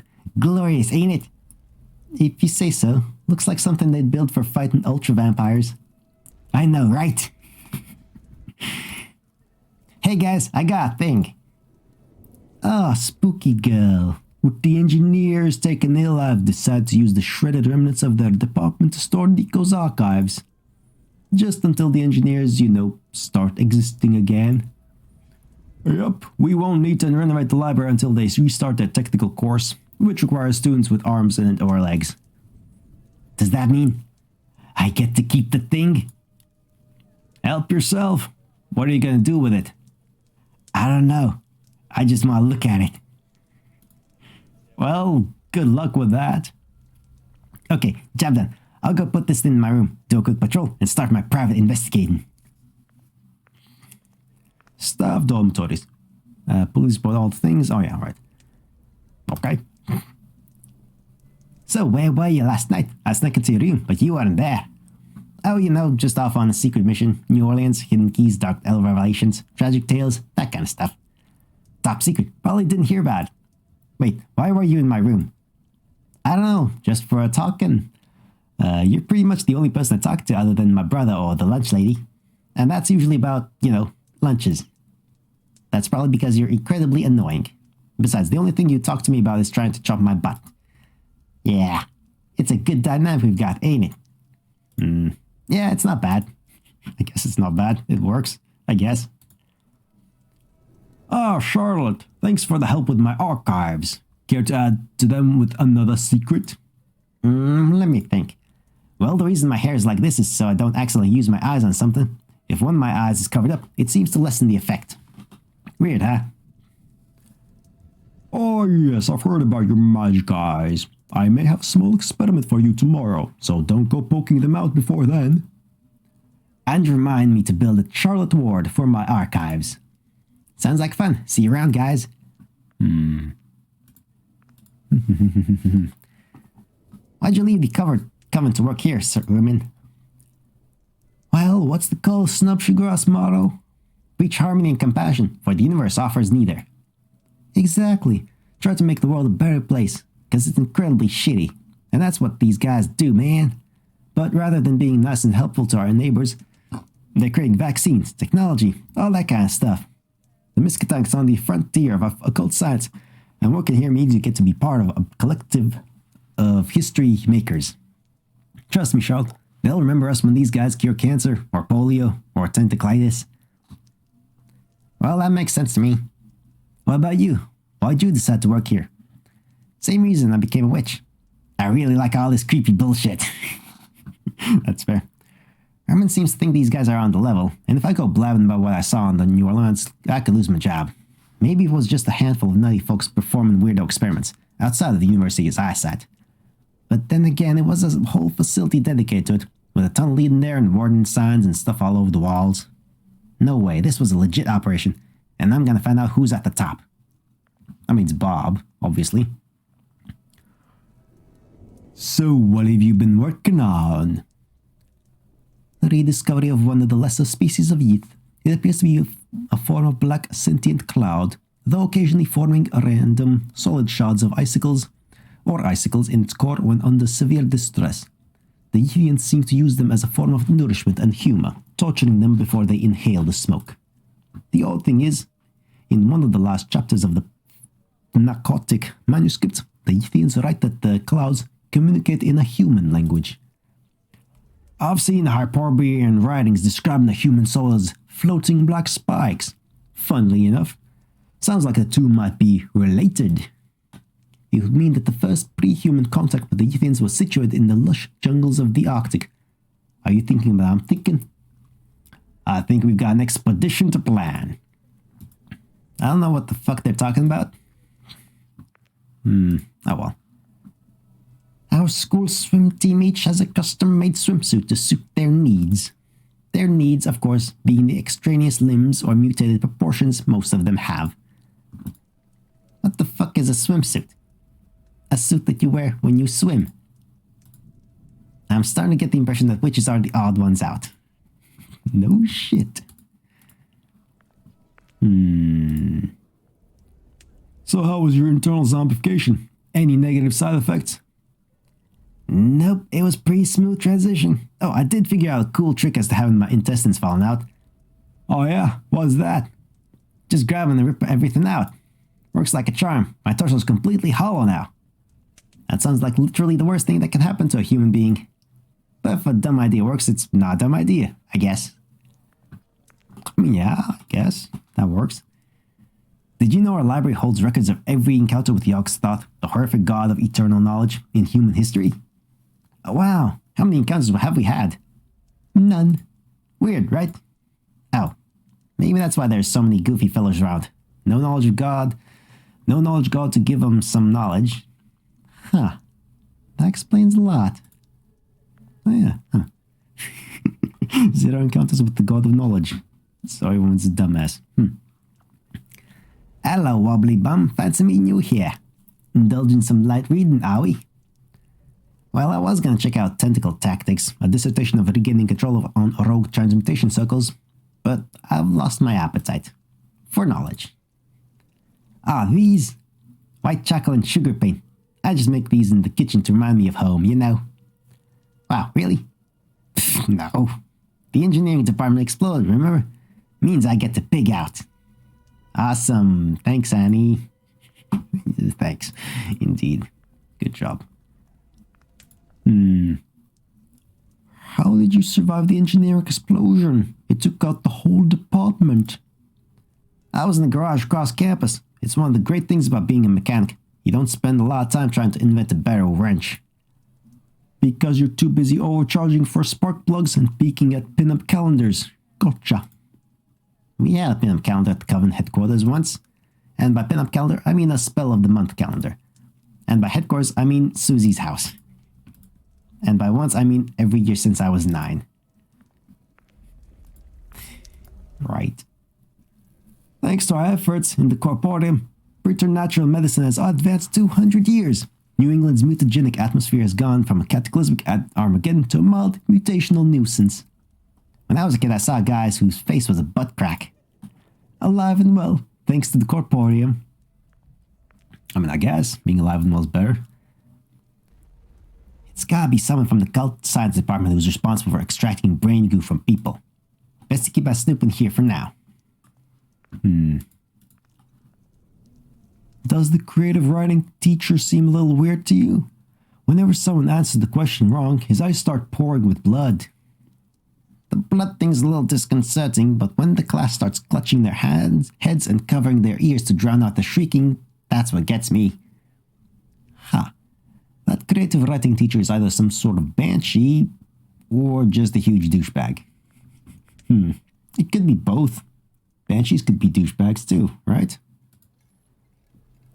I'm gonna take my 2 weeks holiday to go work on one of the skullcrackers. Sailing around Raleigh has gotta be the easy job the Miskatonic offers, right? You know they call it the Nightmare Corpse City for a reason, right? Because it's a nightmare city filled with corpses. Or a city filled with nightmarish corpses. They say that about everything. They said that about Milwaukee. I bet it's a nightmare city filled with equally nightmarish corpses. But then again, I've never been to Milwaukee. Right. Yingren sickness, China, causes the victim to see a pair of glowing eyes in places of pitch darkness.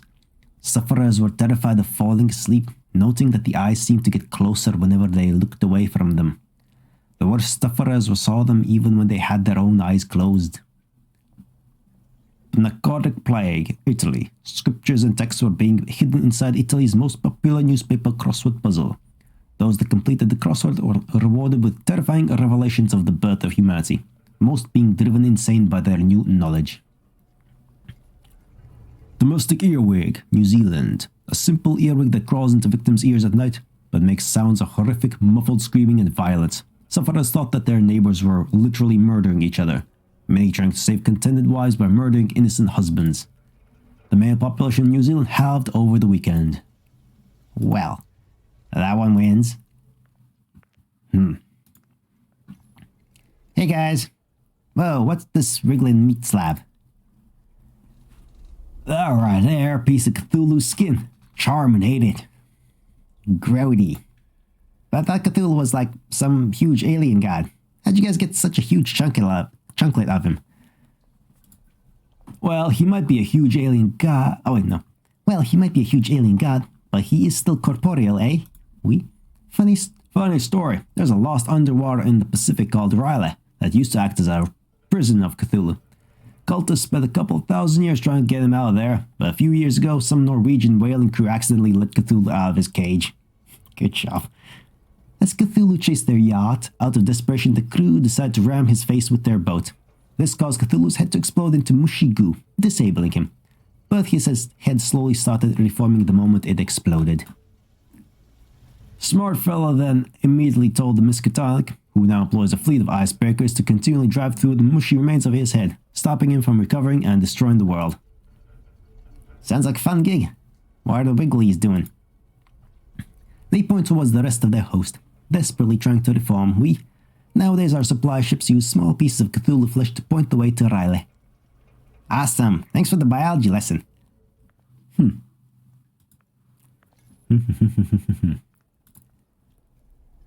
I hear the faculty's heading to Dunwich in a couple of days. Need the locals help build a new portal. Whenever I hear the name Dunwich, it puts a grin on my face to know that however tough my job gets, at least I'm not a portal diver. And it puts a smile on my face whenever I get my portal diver's paycheck. Damn shame your job of standing in the hallway ain't so lucrative, eh? That's gotta be a pretty big paycheck if it's worth a face made of buttholes. Extracerebral sentience seems to be a common factor outside of the human race. Even when decapitated, some creatures seem to function with some control over their actions. It's a difficult thing to study, at least if you have any qualms about cutting the heads off a diverse selection of adorable animals. I really hope those guys can have qualms about cutting heads off adorable animals. All the qualms. So is there anything else I should know about nature and its communal consciousness or whatever? Yeah. Don't eat carrots. They hate it. Communal consciousness? That's a cool idea. Would be a lot easier to spread harmony if everyone was connected at the brain. Then again, it'd be a lot easier to infect people with the asshole virus. Probably for the best that we all think for ourselves. Maybe. How's hungering, wall man? What say you and me get out here, hit the town, grab some street food? Could go for a foot long. Awesome. Please don't encourage the Eldritch barrier protecting the western hemisphere of our planet from our incredibly volatile experiments on the original Necronomicon to misbehave. Sorry, I'm just fooling around with him. What you been working on? Currently, the effects of applying samples of Necronomicon parchment to heated patches of human flesh. Oh, and? The sample of parchment actually scribes the entirety of the Necronomicon's contents onto the subject's skin, essentially making a new copy of the book by tattooing the subject's skin. Or, scarring. And the people you're doing this to are okay with that? I don't know. That's not my department. Why? Never mind. See you around, Jess. The experiment sounded pretty nefarious, but nothing about brains and goo extraction. Better keep an eye on it. And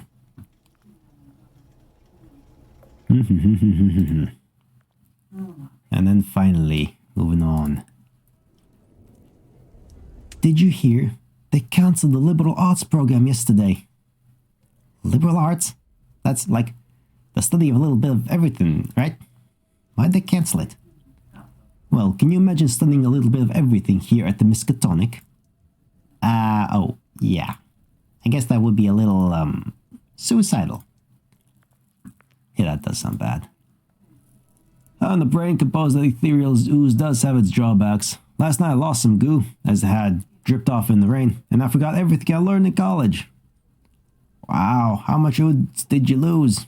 About half a teaspoon, but the only thing I learned in college was how to play beer pong. Huh.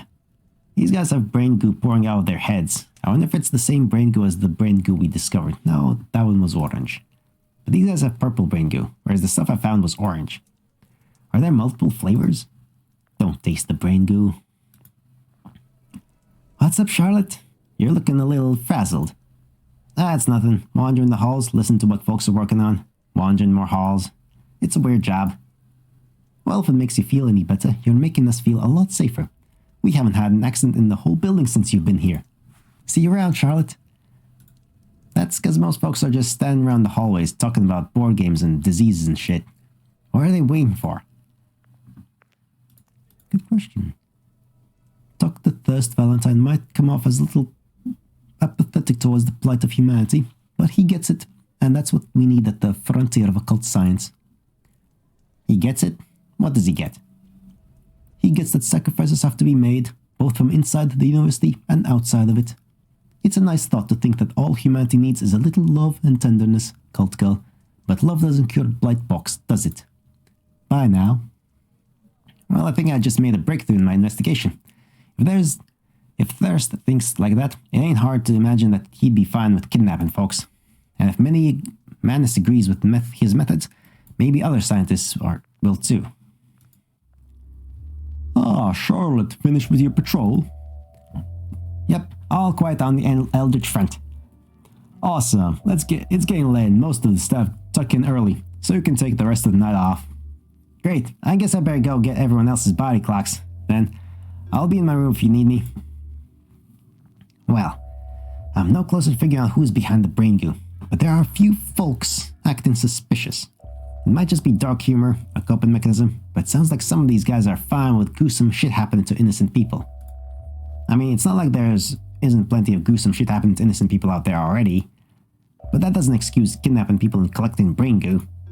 First thing tomorrow, I'm gonna find out who it is. Good evening, ladies and gents. Mindy here, wishing you all a pleasant and fulfilling evening, pushing the boundaries of occult science with little regard for ethic or consequence. Oh, shut! Don't tell me she does this every night. And now, everyone's favorite part of the show, Mindy's News, giving you cheerful and uplifting stories from around the world. Uplifting in the sense that it reminds people that our precious little university isn't actually a bastion of liquid shit and human suffering compared to the rest of the world. At least, not the worst one.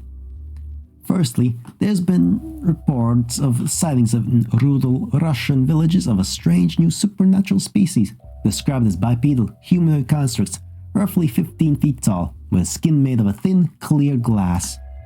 Strangely, these glassmen appear to be stuffed with loose, random human organs, extremities, and entrails that all appear to be working correctly. Open hearts beat, unconnected intestines masticate, severed hands wriggle their little fingers. These creatures will wander silently into local villages, take a person's hand, and walk back to the forest with people too petrified to protest. Our local Miskatonic correspondent Dave Chumley ends his report form in the personal notes section with, oh god, this is the freakiest shit. Oh god, he just walked away. Oh god, one of them has a fetus in his head. Oh god, it's breathing. Get me the fuck out of here. Hilarious. And if you think trained Miskatonic operators being frightened like tiny babies while walking lunchboxes is fun, reports from Paris state that the latest operation to clear the so-called void from the catacombs of Paris have ended in disaster. Oh yeah, that god the peanut butter girl worships. Shit's bizarre. The only survivor of the 14-man operation has said that the void once again crept into the minds of the agents, stating that the three that turned their shotguns on themselves turned out to be the lucky ones. He went on to describe the deaths of the other 10 men to our university liaison in what can be only described as a puppeted trance, including bashing their heads against catacomb walls, tearing their eyes out and filling the sockets with gunpowder, and simply chewing the flesh off of each other's faces, until, in a hollow voice, he told the liaison, "Don't come back." He then proceeded to swan dive out of the French headquarters' second-story building onto the concrete below. And from the other side of the world, there have been reports from the New Zealand of a new supernatural insect infecting the populace. Right, the earwig thing. Heard those guys joking about it. I guess he's not going to stop talking about creepy bullshit. Might as well try and sleep through it. The creature seems to carry no physically debilitating illnesses, but while pupating in the victim's ear, will generate the muffled sounds of screaming and brutality, making victims believe that their neighbors are viciously attacking each other. Thousands of people have already been murdered in an attempt to save imaginary spouses from imaginary violence. Local Miskatonic correspondent Sasha, the Basher, Combs, had this to say. "Just kill her already, I just want to sleep." Ah, Sasha, silly bollocks, there is no her. And talk like that gets you a visit from the Miskatonic's in-house sensitivity trainer. She tried to sensitivity train me once, back when you were allowed to flirt at work. I had never done it before, but the cute lad from the literature department said he was uncomfortable when I sat opposite him with a bowl of spaghetti, stared at him and screamed, "This could be us," before throwing my head down into the meal. That would have worked in England. Long story short, sensitivity training can suck my spaghetti. Man, I still feel the branding iron on my back. The ice water housing, the bloody speech. This'll learn you not to be insensitive, she guffaws, whipping hot dry dock chains across my dangling, broken body. Might as well call it a corpse, the damage on it. Still taste blood at the thought of it. Though that might be someone else's. Right. Good lord. Good fucking lord. So anyway, that's why I'm convinced that giraffes are from another dimension. And that concludes Mindy's news. We went a little over the time slot, but that's okay. This has been Mindy in the morning, signing off for the evening. Good morning, Miskatonic. It's your angelic little ball of adorable Mindy in the morning, bringing you all the morning announcements from across campus. God, she talked all the way through the night. 8 goddamn hours.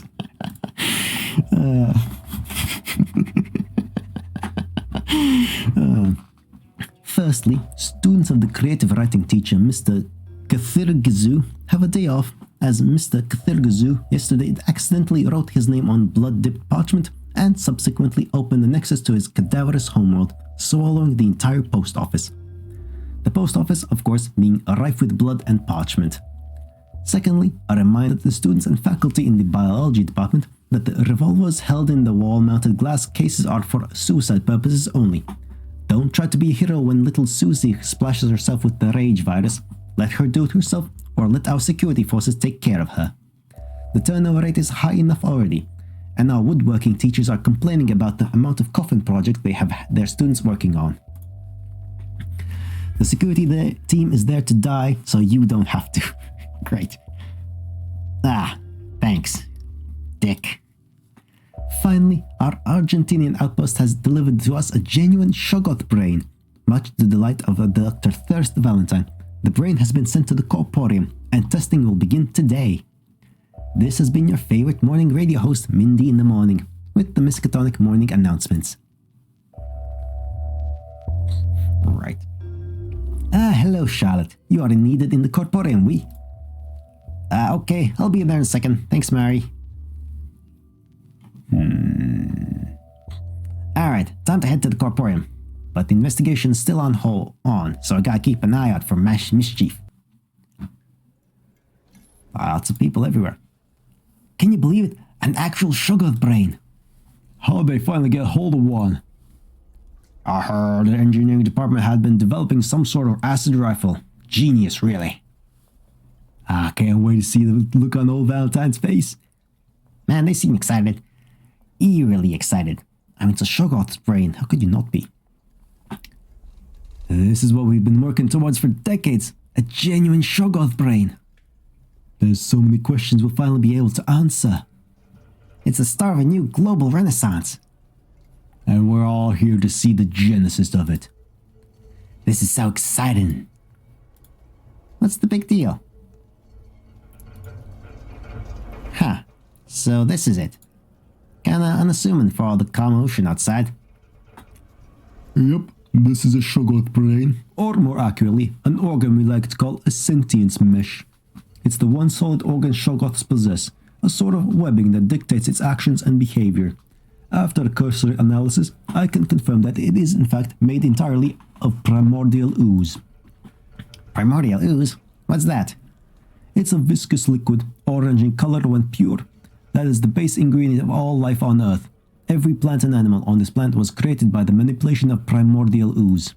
It's incredibly difficult to find pure samples, but with this sentience mesh, we should be able to get a firmer grasp on how primordial ooze works. And to do that, I'd like you to use your eyes on it. My eyes? Sure, I guess. Oh, we can see it. Oh, that's Bob's face almost. That looks like Bob. Oh, that's recreating. Oh, that's for. Oh, okay. Hello. Ha. Ha. I didn't expect that. Astonishing. Charlotte, please take this report to Avery Marr. I believe he's in the library. What does this mean? Am I manipulating the brain goo? Am I some sort of psychic wizard? Or a cult halfling? It's too early to start making assumptions, but if ours are correct, it's a very exciting time for the Miskatonic, and all of humanity. Well, I better go find Avery then. Did you catch that, Charlotte? Yes, I did, other Charlotte. Primordial ooze. Viscous. Orange. Hard to come by, my ass. Motherfuckers have been stealing primordial ooze from people's brains and stockpiling it. But why? And why was the first test to see if my eyes affected it? Shit's getting intriguing. By the way, phenomenal. Acting on your part, Charlotte. Thank you, other Charlotte. Hard to keep smiling going when you've half cracked the case. For now, I better go find Avery and give him the report. Lay low, try and learn what I can about primordial ooze. Maybe she'll be able to close Carlson's face hole, or give Redler new arms, or fix my chronic fear commitment. Well, let's not wish for miracles just yet, eh? Fixing mutations. I always heard that once you're mutated, you're mutated. Is it something to do with primordial ooze? Do you think the Elder Things had a plan for us? I mean, we are the smartest creatures on Earth, right? They wanted us to carry on their scientific research. That must be it. Why else would we be here? Elder Things? What the hell are Elder Things? Curious and mere curious. This goofy bullshit's starting to pile up. Hey, Emily, have you seen Avery around? I've got a report to give him. Well, thanks anyway. Where is he? Guess I'll take a seat. Maybe he'll be back in a minute. Oh, hey, Vicky. Where's your little wormy fillers? Oh, one's making an elaborately tiered, non-Euclidean Rayleighian tentacle cake for an executive brunch. What about the other one? Moral support.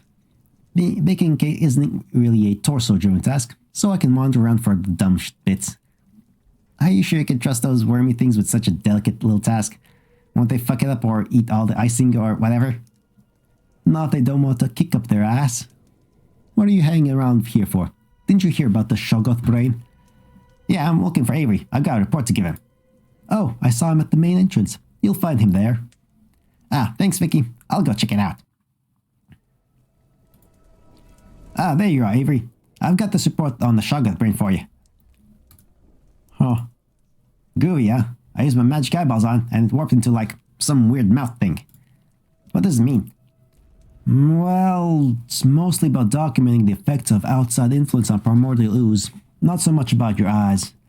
It turns out that ooze samples seem packed with something akin to neural impulses, creating a sort of rudimentary intelligence that warps its physical properties to better match its environment. Of course, the effect is much more profound when the ooze is exposed to open air, hence the heavily mutagenic atmosphere, but it explains a lot about the slow evolution of species on Earth. If I had to guess, I would say your eyes emit some trace amounts of magic that only communicates with raw ooze, which is why the sample changes shape so rapidly. Ha, I guess that's why it messes with people's brains sometimes. Cause the brain goo. Wait, what do you mean? Hence the heavily mutagenic atmosphere. There New England has primordial ooze in it. Oh, you didn't know about that? Yeah, that was our bad. After the second expedition to Antarctica a couple decades ago, the Miskatonic discovered that the Elder Things use primordial ooze to create all life on Earth. They brought back about a swimming pool's worth of it for testing, but didn't know it reacts to literally everything. It evaporated into the air, creating the atmosphere New England has today. And since the Miskatonic has the government by the balls, they decided not to evacuate New England, instead of using the opportunity to observe the ooze's mutational properties on the unaware citizens. Which, I might add, furthered the progress of occult medicine by 200 years. Not bad, eh? What the fuck is an Elder Thing? An intergalactic alien race? Oh, duh. Mary in the Corporium can tell you more about them. Thanks for the report, Charlotte. Okay. I'll go find her then. See you around. This is an Elder Thing, or at least a drawing of one, Elder Things were a race of alien scientists that came to Earth roughly 1 billion years ago. With their tough hides and nimble tentacle appendages, they could live on both land and underwater. Looks like an evil carrot.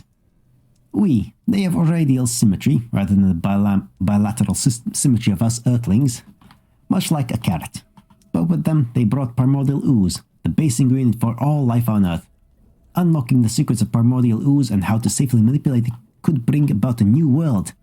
One without hunger, or with the ability to create a species dedicated to working for us, or possibly to jumpstart the next stage in human evolution. Exciting, Or accidentally mutating everyone in the tri-state area. If we were able to control the mutagenic properties, we could not only fix the people of New England, but let them design themselves to their preferences. Longer legs, bluer eyes. We can even do something about your giant bum. Okay, yes, thank you, bye. So, primordial ooze is responsible for everyone's mutations. I can mess with primordial ooze with my eyeballs, and it's the university's fault that the New England atmosphere is so effed. Ha. I wonder if I can snag a sample of ooze from the Corporium. No doubt I've got a jar or two. Run my own experiments on. See if I can control it a little. Either way, I got a bad feeling about all this. Shit's seeming evil. What gave it away? How the hell did you do that? I don't know. I tell you what though, this mount don't play havoc with my jiggle joggles. What? So what's all this muttering about evil, my lovey? Oh, just some stuff I learned about the university. Gave me a bad feeling. Feel like there's some evil going on, you know? Charles, my sweet, when you die in some daft experiment, they're gonna chop you up and feed you to me. They ain't exactly pillars of moral integrity, mate. Yeah, but that's, recycling. And an ongoing experiment they're running on us to see if eating people makes people crazy. Spoiler alert, you gotta be crazy to eat people. It's when all this science stuff starts hurting folks outside. That's what I feel weird about. The mutagenic atmosphere. It's a university experiment they effed up, and now New England's all screwed because of it. That's not fair, right? Let's you and me run away together then. What? Yeah, we'll go back to England. You'll hunt monsters for a living, and I'll be your darling wifey in the polka dot dress, cooking roast beefs in the pea-gree oven. You can do that whole pop and slippers thing like a proper American husband.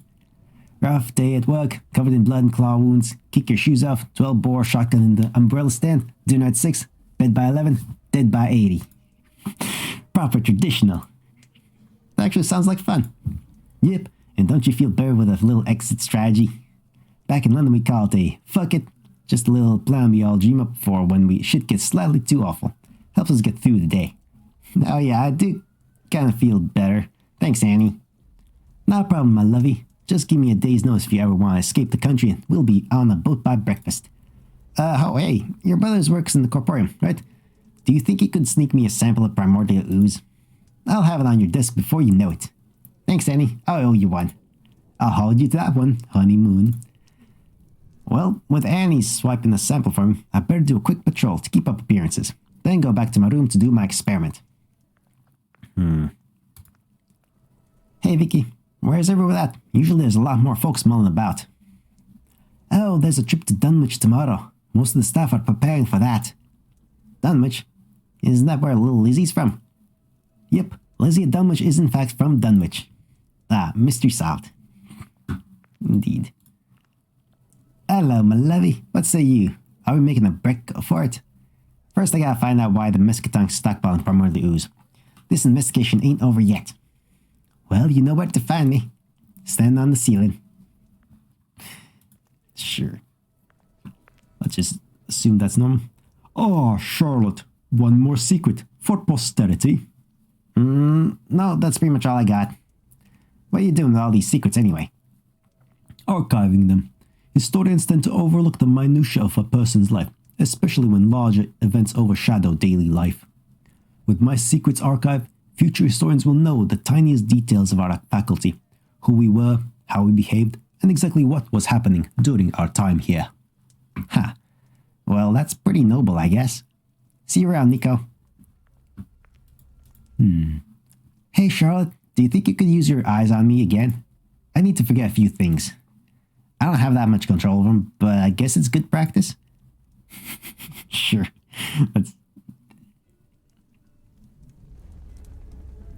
Stare into the abyss. And the abyss stares back.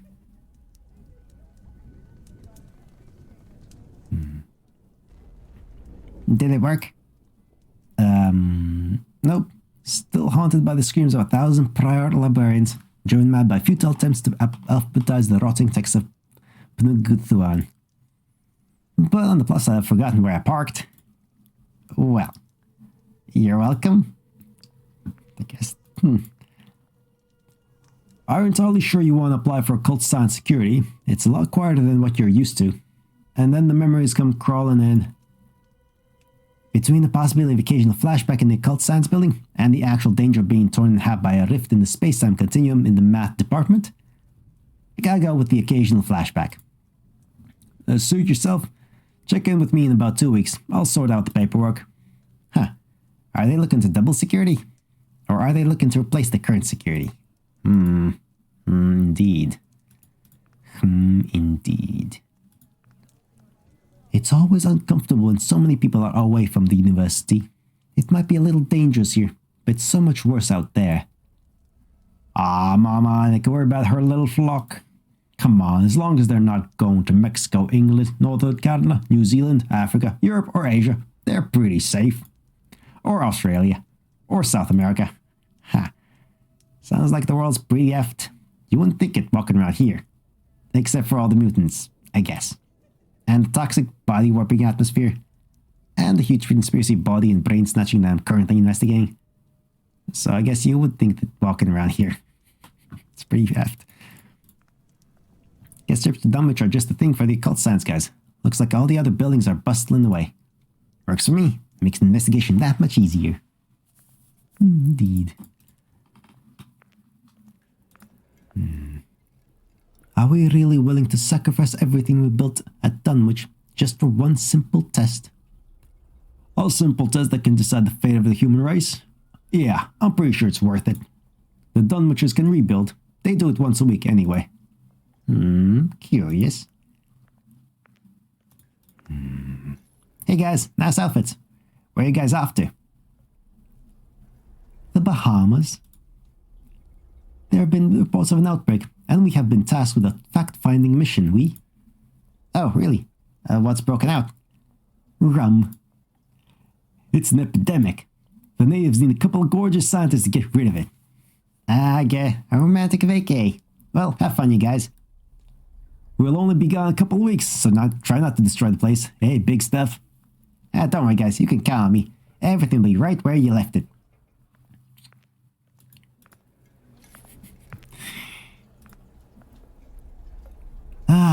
Ruiner. Try to make sure your eyes don't fall out in the coming weeks. That would impede the advancement of science. Quite a bit.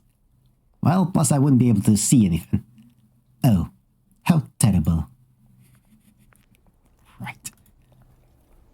It's rare to see the thirst out and about. Always puts me on my best behavior.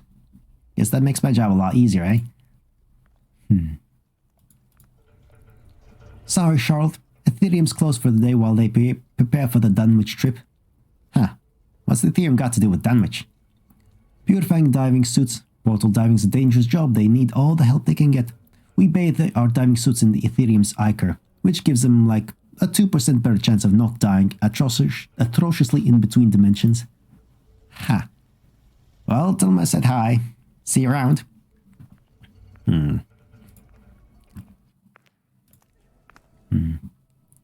So I was a guest at the Arkham Elementary School for mutated munchkins, right? And I'm like, little kids, impressionable, might as well tell them about the Shub-Niggurath cults. Try not to be a douche. It's a lot easier to learn when you're a little baby child. Or so I've heard. Exactly. But then this snot-nosed little anus of a child gets up and he's like, if these love cults are so great, why do we still need the police and the army or whatever? I've never wanted to dropkick a 7-year-old before. I imagine it feels fantastic. Well, the police are there to stop folks stabbing other folks. You can't force people to stop to be loving to each other. You just gotta be groovy and hope other people see how awesome it is and join in. Yeah, I guess. What if you could, though? You can't. But what if there was a machine that, just turned everybody into nice people? The nice people wouldn't notice, and the assholes are now nice people. People would be like, yeah, that was a monumentally assholey thing to do, but, can't argue with the results. World peace. Done. I think some people tried that before, but a whole bunch of people got killed. The machine was guns. Not damn war, Charlotte. I mean like a spell or something. Pour love potion onto the ocean. And then go with the motion of the love potion ocean. Well, I guess you want to turn humanity into a giant tribe of bonobos. That's a noble way of going about it. A noble goal for the bonobo goal. Yeah, I guess that's one way to achieve world peace, eh? Yep, but still a douchey thing to do. Us cultists have just gotta be groovy, and other folks will be groovy too. Eventually. You're right, Charlotte. I forget I said anything. Groovy. Okay, patrol done. There's a bunch of suspicious motherfuckers around here, but not enough evidence to go to the cops. Better get back to my quarters. See if Annie swept a sample of primordial ooze for me.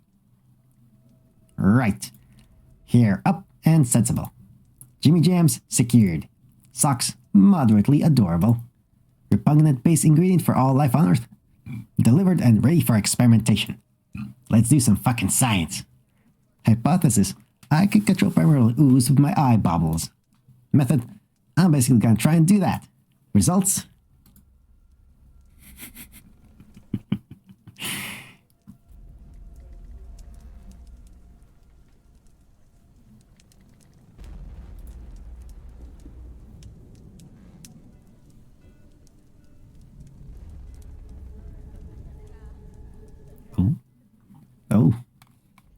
Oh dear. What the fuck? It actually worked! I'm literally queen of the badasses. Some can do math, others can write poetry, but Charlotte Lestrange can make a shoggoth out of yogurt. Maybe with enough practice I can unmutate all of the effed up folks in New England. Maybe even get rid of the atmosphere.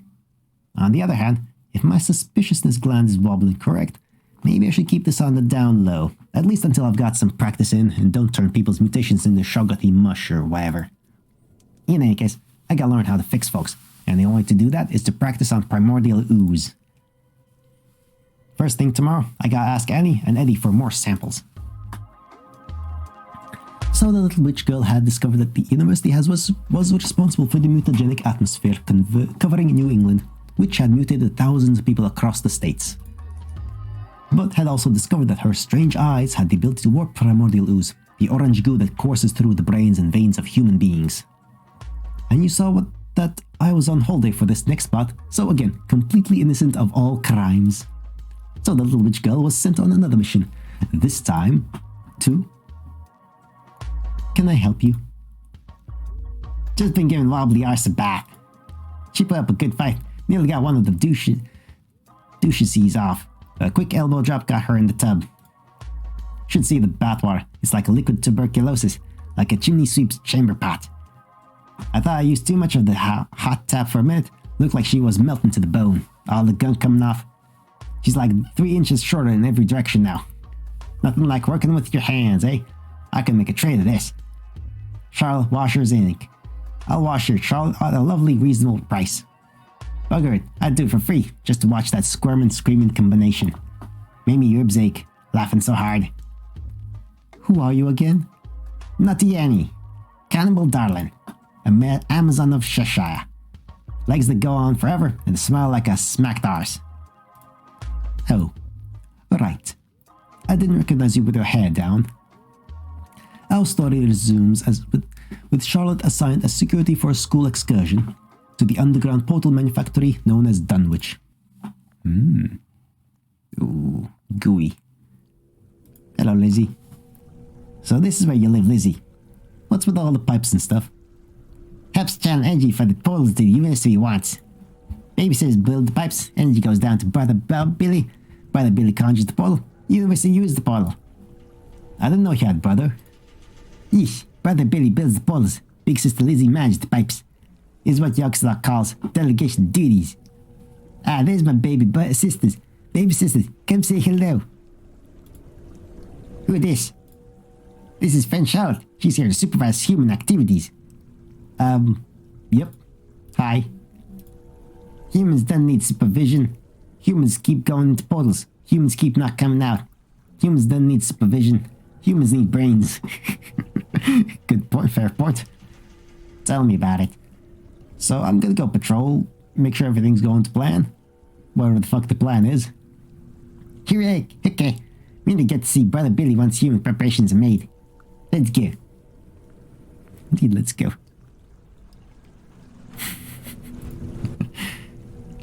This place gives me the serious heebies. Feels like I'm being watched by the walls themselves. You are. For every Dunwicher out here, there's 100 behind the walls, building more of these damn pipes. And that's all they do. Besides pray to Yog's Thoth, they don't sleep, they don't eat, just build pipes down to the basement and tune it to Radio Yog. Is that true, Lizzie? I thought they were just bigger versions of you.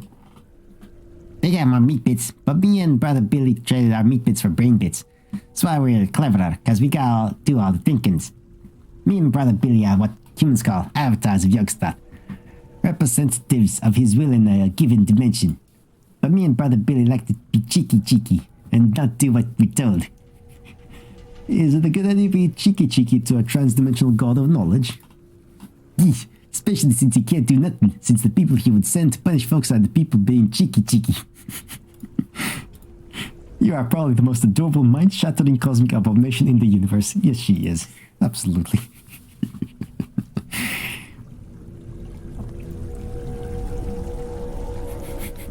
They just stare at us. Okay. Good talk. Fair enough. Fair enough. I wouldn't go in there if I were you. Why not? What's in there? It's where Dunwiches congregate to communicate with Yogg-Sothoth, but their psychic transmissions resonate so fiercely that humans can hear Yogg-Sothoth's messages too. We sent a prospecting team in there when the university first took control of Dunwich, 20 fellas, but only one came out of sane enough to write a report. And what did it say? The galaxy is lush and teeming, yet empathy is purely human. Then he went home and shot his wife and kids. Well, shit, now I'm intrigued. Charlotte?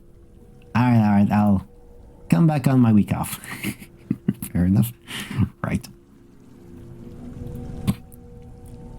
This place is pretty fascinating, right?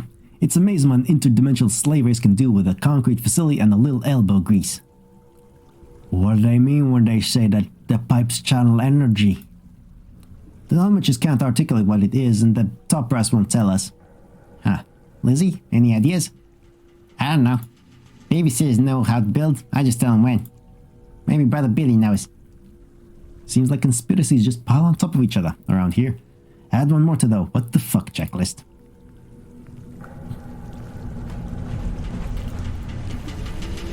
Why doesn't the Miskatonic reverse engineer this technology? We could build our own portals right on campus. How exactly would you go about reverse engineering these fleshy eldritch pipes? Only the Dunwitchers can see any sense in all this. And besides, the Dunwitchers don't get mutated by these portals, or at least not we can see. Better let them build them for us. Is that true, Lizzie? You guys don't get mutated? Nope, we ain't got the same mesh as you humans. You ain't got no clompers, no growchucks, no hingies, no yoke toppers, no wrigglers, no brain bits. That's why Dunwitches are so scary to humans, cause humans ain't got the same mushy. I got plenty of brain bits, thank you very much. Wouldn't be solving all these occult mysteries if I didn't.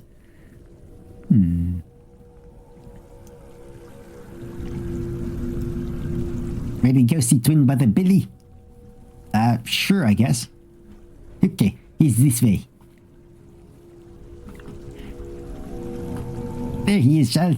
This is Twin Brother Billy. Hi, brother. Oh my god.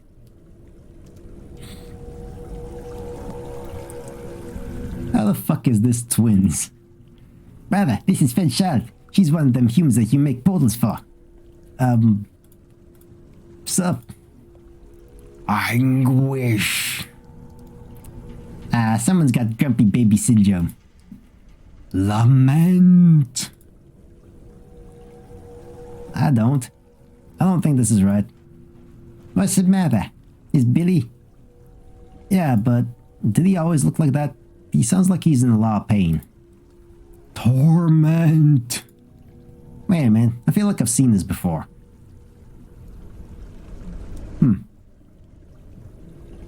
That's not Billy, that's a giant wild primordial ooze. They're siphoning out the goddamn air. Lizzie, step back, I'm gonna stop this goofy bullshit. Huh.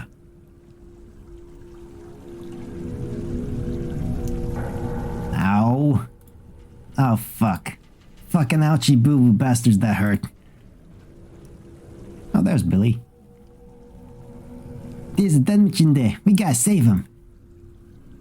With you in spirit, Lizzie. Oh shit, bleeding out of the eyes. Fuck me.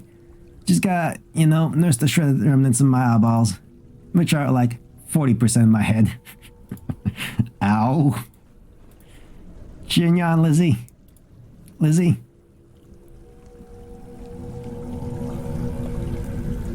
Okay, so I'm seeing double. And also my left eye has extra vision because Lizzie has no bomber jacket. Or pigtails. So I guess there's an X-pigtail vision. This is the most sensible explanation. Charlotte, this is Twin Brother Billy. I guess he was trapped in the human marmalade till he got let him out. Billy, this is friend Charlotte. Hello, thanks for saving me. No problem. So, why we're in there? Did you know about this, Lizzie? I don't know. He's always looked like that, even when we've worked for the university since we were born. Me, they were performed tests on. See how his dungeons talk to Yog. Brother Billy, I guess they want portals from. They stuck me in the goo right after I was born. After I said I didn't want to open portals to Yog's stuff. They said they'd let me out after I opened a good portal. Sorta excruciating. But I never once did open a good portal to Yog. Plenty of bad portals though. Through bad in-betweens to try and scare off the university, but never a good one. Twin Brother Billy's brave Brother Billy. So why not just open the portal to Yog's stuff and have him let you out? He's kind of a cockbag. Yeesh. We like this dimension. Yog would ruin it. Then why would the university want to bring him here in the first place? Shit's dumb. Maybe they don't get all the good Yog knowledge. He does know everything. Even after that team of prospectors went all crazy go nuts and after hearing his messages. They do a lot of stuff even after folks go all crazy go nuts. That's why they got these research stations in Cadith and Lang. Well, in my humble opinion, this is all a big old barrel of bullshit. It's one thing to put yourself in danger or whatever for the sake of learning new stuff about evil stuff, but more and more the university is forcing innocent folks into it, which is just as evil as the evil stuff. And using evil to combat evil is basically the dumbest shit in the universe. Evil. Evil. Yeah, evil. I want answers. I gotta get back to the university and crack some skulls until I get an explanation for all this crap. I can make a poll send you back to the university if you want. No more polls. At least until I can figure this shit out. Lizzie, get all the university staff out of here. Make some excuse for Billy being sick or something. Billy, make sure you don't get seen by any humans. I'm heading back to the university. That, for some reason, was the final straw for the little witch girl. To torture an innocent little reality-ripping cosmic abomination was just too evil. The little witch girl's notions that everyone's inherently good were shot out of the cannon of dumb naivete. At this point in the story, Eddie and me were drinking delicious cocktails on the beach out of big coconuts. The lesson here is that sometimes it's easy to avoid the apocalypse, just hide at the beach. So, to recap, primordial ooze is the ingredient everything on Earth is made out of. It's what's caused the mutagenic atmosphere in New England. It's what they were sucking out of people's brains in New Orleans. And it's what Lizzie's brother Billy was imprisoned in at Dunwich. And it's what little witch girl has been manipulating with her magic eyes all this time. But this story clearly has a happy ending. The little witch girl is alive, standing right beside me. So it must be a happy ending. Well, you have to be alive to ruin everything, which is what the story's about. So hush yourselves. So little witch girl returned to the university, out for blood. What she did not realize was that she was playing right into the hands of the bad guys. And if there's one thing intelligent, university-educated bad guys are good at, it's mental trauma. One shudders to think what they did to the poor little witch girl. It was more enjoyable than being baptized in bleach by a 6-foot-tall cockney girl. At least they let me wear a straitjacket.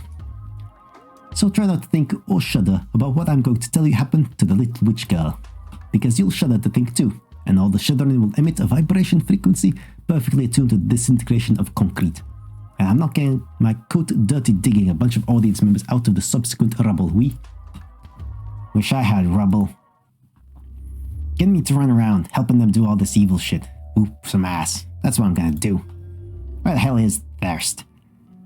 What's up, Charlotte? Ain't like you've been stamping around screaming. Okay, where should I begin? The university put Lizzie's brother in a giant vat of primordial ooze to torture him into opening portals for him, convincing the other Dunwichers into building a facility dedicated to siphoning ooze out of the goddamn air, which, by the way, is in the air thanks to a goddamn storage screw up on their part, and rather than evacuate New England, they let people get mutated in order to study him. And to top it all off, they've got a guy in New Orleans kidnapping people and stealing ooze out of their goddamn brains with a giant goofy-ass syringe. So I'm gonna go punch a face. Char, just calm down yourself a bit at a touch. Come sit down and I'll explain it before you get yourself shot. After that, I want some answers, hence the punch a face. Charlotte, you've got arms like noodles, and you've never thrown a punch in your life. I'll give you some answers if you just give me a second. Fine. Lead the way. Look, I hate this stuff as much as you do. That's why I came to work for him, because I figured I could change it from the inside. Kinda dumb on my part, I guess. These guys see witchcraft as amateur hour, compared to their occult science. When I saw what they were doing with primordial ooze, Charlotte, that stuff is amazing. Like, second renaissance for humanity amazing. And so that's why I put in a good word for you, because it was the only explanation for your eyes. Whenever you make someone forget something, or make them do up an eye twitch, or blow up a cat, you're messing with the ooze in their heads. I know there's no excuse for what the Miskatonic's done, but they're on the brink of something incredible, and you could be the key to all of it. Think about it. Rather than helping a few people around town, you could help all of humanity. Isn't that what our cult is all about? Helping people? Well, don't say it all at once. Are you fucking serious? Tens of thousands of people across the New England, Rumen, mutated, and you call that helping people? Kidnapping people and stealing their brains, Rumen, and who the hell knows what else? That ain't some hard sacrifice bullshit. That's straight up evil. Humans are supposed to be the good guys. There's enough monsters out there already. What the fuck are you talking about? Charlotte, please, it's for the greater good. Oh, the fucking greater good. No, fuck the greater good. No, you can do the greater good without the bullshit. Evil as well. Like, that's just an excuse. That's just a fucking excuse. There it is. The greater good. Ruben, I'm gonna find Thirst. I'm gonna stick my entire foot up his ass until he shuts this place down. Hopefully you'll come to your senses before I have to shove my other foot up yours. Oh, hello, Charlotte. What can I do for you today? You can tell me where the hell Thirst is, and explain to me why you put Lizzie's brother in the giant vat of goddamn primordial ooze. How about that? I speak for Dr. Valentine on all matters. You have no authority to speak to him. As for Billy, his refusal to cooperate with us led to his incarceration. He refused to bring Yogg-Sothoth into our dimension, so you fucking torture him. You are aware that he ruins universes, right? He also contains all knowledge, past, present, and future, of all dimensions and all universes within them. I mean, yeah, but it still ruins the worlds. So it's like, the knowledge is useless if you're dead? You understand why we would consider him an asset for this learning establishment. So rather than figuring out different, solutions, you just torture a little goat fungus thing until he does what you want? Or whatever the fuck Billy is. Yes. Clearly. Fine. I quit. And I'm calling the cops. I assure you, our scientific inquiries are observed and permitted on a federal and international level. And you are required to give 2 weeks' notice. Well, I'm gathering my sisters in the coven, and there ain't nothing worse than a whole bunch of pissed off witches. F you 2 weeks. You got 2 weeks before my sisters and me come and shut this place down, old school style. Try and stop me. While nothing would give our staff more enjoyment than a gaggle of naked women chanting amateur and exodus, you are contractually obligated to remain on the premises until your dismissal. And you are slightly too important to be dismissed. Ah, come on, don't be dicks. They're gonna be dicks, obviously.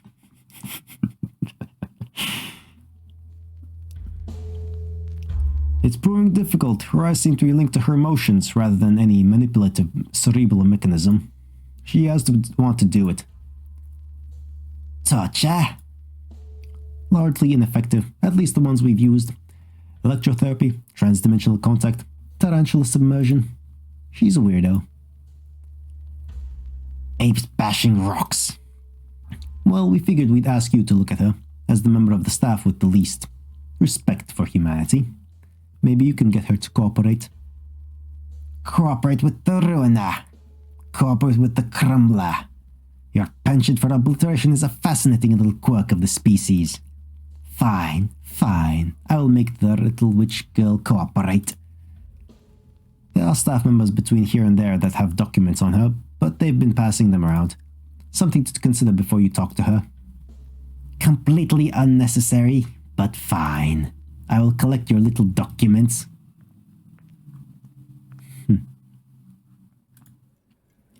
You have a file on our latest patient, correct? Sure, boss. Hand over, Sizzle. Here you go, sir. Some good light reading. Miskatonic. Psychological Evaluation Summation. Charlotte. American French. Subject spent her formative years as a member of Shubs-Nugarath cult and Witch Coven. As a result, the subject is deeply dedicated to the cult's tenets of sharing compassion with humanity. Subject is generally cheerful and good-natured, though naive and easily manipulated. As subject left the education system early to join her cult, subject has relatively low intelligence and common sense compared to women of her age.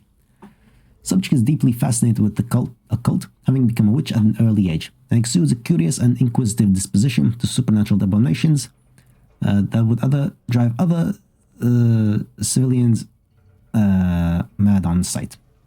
And I can't read the rest, unless I can hide this somehow, which I don't think I can. Oh, hide dialogue. There we go. Subject has the ability to manipulate primordial ooze using an unknown mechanism in her eyes. Subject was brought to the attention of the university by a fellow member of her cult, one Rumen Fletcher. Okay. Oh,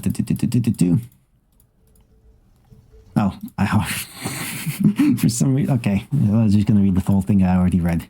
That's fine. I already read all the things. That's fine.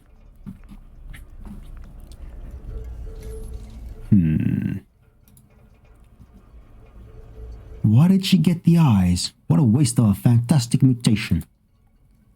What? Jealous? She gets the martyr of humanity, and you're stuck with sausages going out of your back? The file, please. Okay. History age 3, subject sneezes, reveals her black eyes. Parents forget subject's middle name, renamed Effit. Age 5. Subject attends school, tests poorly, often found socializing with mutated children, inquiring about their disabilities. Age 8. Subject displays a natural affinity for the occult, seems not distressed by knowledge of monsters or entities. Age 9. Subject is taken out of school to become a cultist in the Chesuncook Witch Coven. Then mother, informed of her abilities, reminded to keep the coven's affiliation with the Miskatonic a secret. Age 15. Fully indoctrinated by the cult's ideology of spreading peace and harmony. Then mother informs the university that the training of her eyes is going poorly.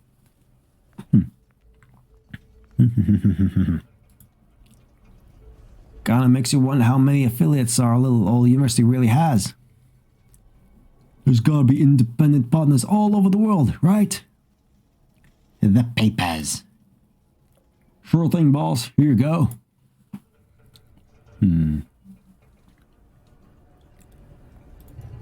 Subject has been indoctrinated by the affiliate Chesuncook Witch Coven and has fully accepted the doctrine of peace and harmony. As a result, subject seems relatively selfless, going out of her way to help others. Though initially inquisitive and curious of the occult, subject lack of classical education and low intelligence counter her ability to think critically and objectively. This could be cause for concern during the final stage of the project. As a result, it is suggested that subject should be gradually exposed to our primordial ooze plans by sending subjects on small false assignments.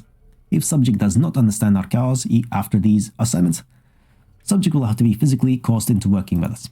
Well, that sucks. Boo.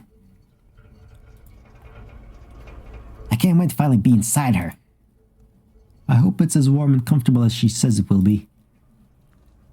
What does that even mean? What? First, before we go in there, remember, torture didn't work. We need to be compassionate. She'll come around once we explain what we're doing here. Oh yes, I believe I have something that will convince her. What is that? Liquid compassion. Okay. Fuck me.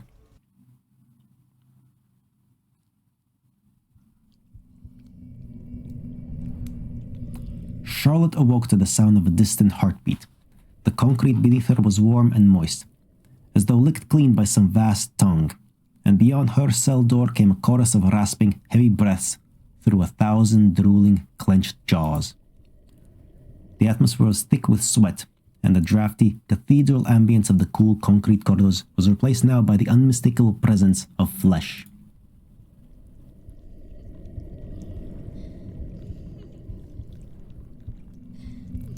As the door to her cell creaked open, Charlotte soon discovered that she was no longer bound by those chafing leather straps, though found her fingers far too numb to think she had loosened them herself. Looking towards to the light edging from the crack in the door, Charlotte noticed something fleshy and glistening retreating from her cell. Right. The air outside her cold cell was inviting, like a lover's lap. Thick, palpable. It flooded Charlotte's nose and blurred her vision. Her senses absconded into an ambience of warm autumns and cigarettes at sunset, dog fur and fresh-cut grass, strawberry ice cream and sleeping late, the smell of fresh bread and new books. Her head swam with the feelings of nostalgia, belonging, and feeling loved. Huh. It's kinda nice in here.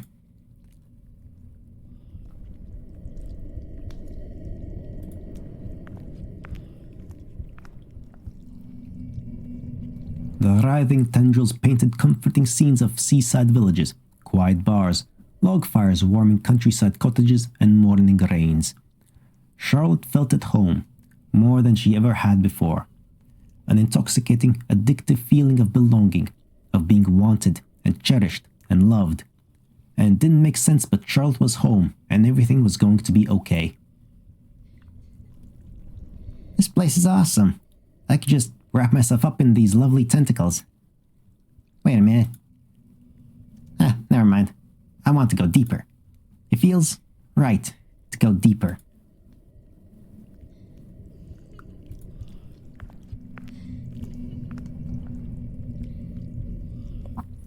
The pulsing tubes of quivering meat painted yet more portraits in Charlotte's addled mind. Of a joyous, loving past. Of childhood milestones and wonderful achievements.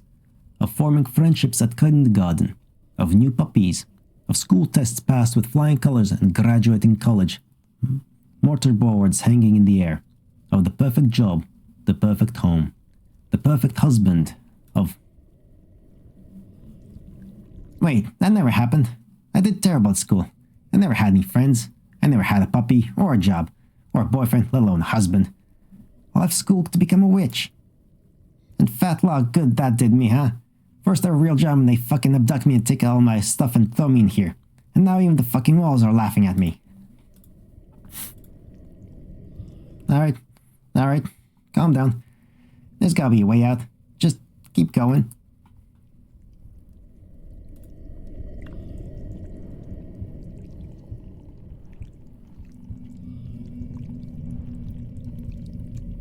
Ah, there you are. We were wondering when you'd finally join us. Rumen, what happened to you?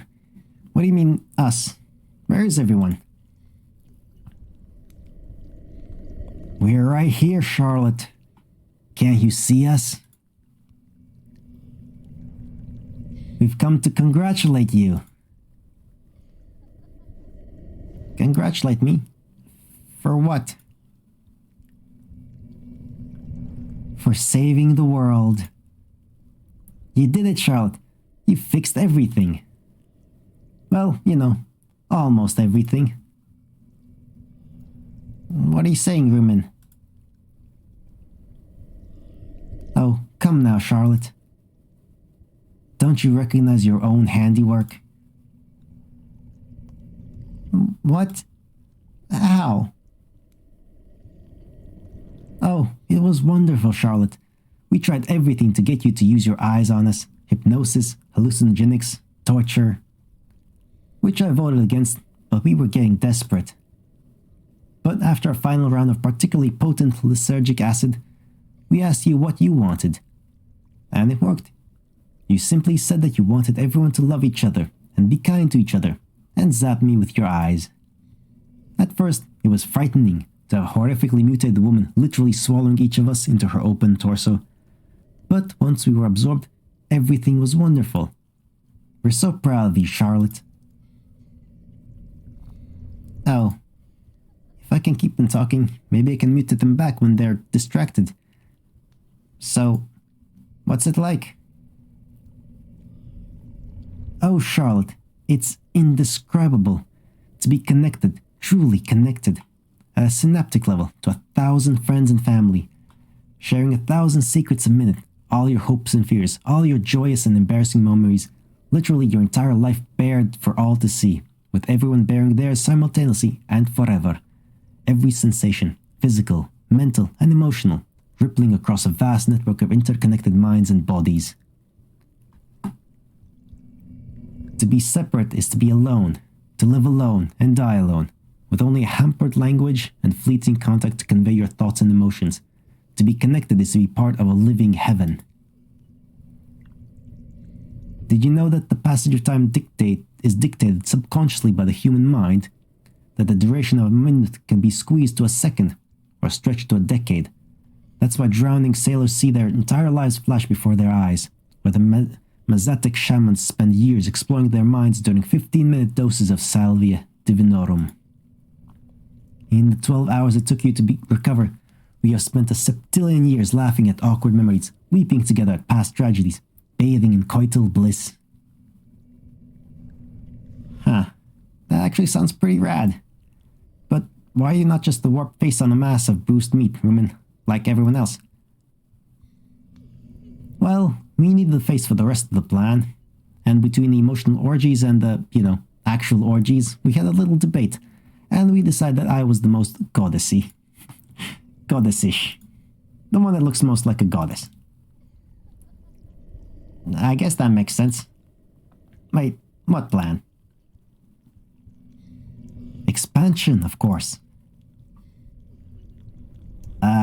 No. Why aren't my eyes working? What did they do to me? Charlotte, think about it.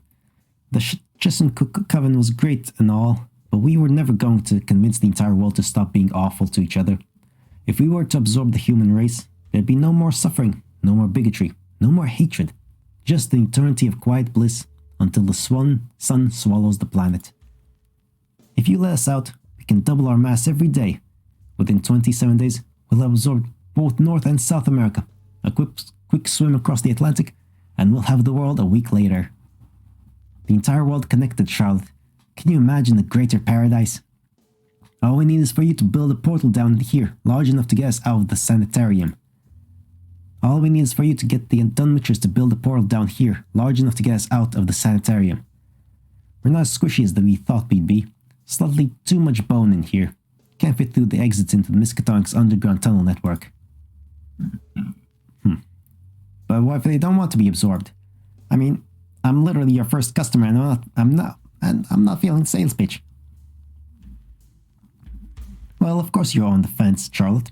You're a Cheson-Cook witch with a scrambled brain. But think of all the normal people out there, the homeless, the jobless, the depressed, and suicidal.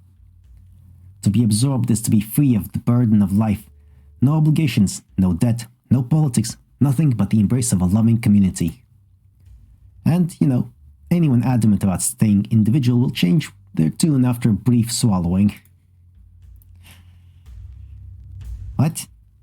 If they've done something to matters, my only option is to talk my way out of this and go get help. But help from who? Oh, come now, Charlotte. Anyone with reservations will quickly change their tune once they're part of the community. I mean, we'll be blanketing the entire world with our euphoric mass, so the only other option would be to starving to death. We're not monsters, Charlotte. You can't just force people to join you guys. Because it's wrong. It doesn't matter how lovely it is inside your community, and it doesn't matter how terrible it is on the outside. People have to be free to make their own choices and think their own ways. And if their choices are assholey, dealing with assholishness brings the groovier people closer together and pushes the assholes further away. It always does. But just robbing everyone on their individuality and absorbing everyone just takes away the promise of the future. Forcing everyone to be as good as they are today prevents them from potentially being any better tomorrow. It's mean. And absorbing assholes doesn't make them suddenly better. It just makes you an asshole. So, rather than ushering in a new age of human unity, you're saying we should just keep this incredible feeling to ourselves. I mean, yeah. Wouldn't that be better? To not have strangers swing around inside you or whatever? Yeah, not happening. This is the next stage in human evolution, Charlotte. It might be rough for the first few years, what with the slow and deliberate consuming of all mankind, but it'll all be worth it once everyone's a part of us. Trust us, Charlotte. This is what's best for humanity. The girl raises a point. Negative emotions could perpetuate across the network. It would be in our best interest to exclude toxicity from the community. Shun the assholes and only let the groovy peoples in. This sounds familiar. Exclude ourselves. Let those that wish to seek us out join our community. Hey, now there's an idea. How about this, Charles? You let a few people know that the university is now a gateway to a living heaven.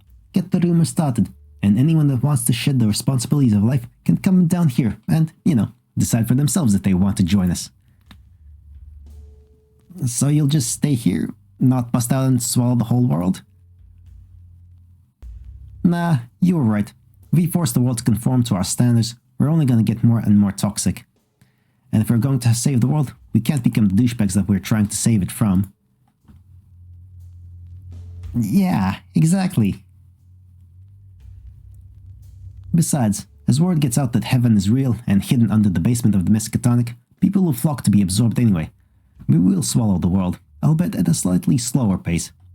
Those we deem toxic can be left outside, alone, until they'll rot. Yeah, sure, as long as you're not forcing folks. Wait, where'd you say we are?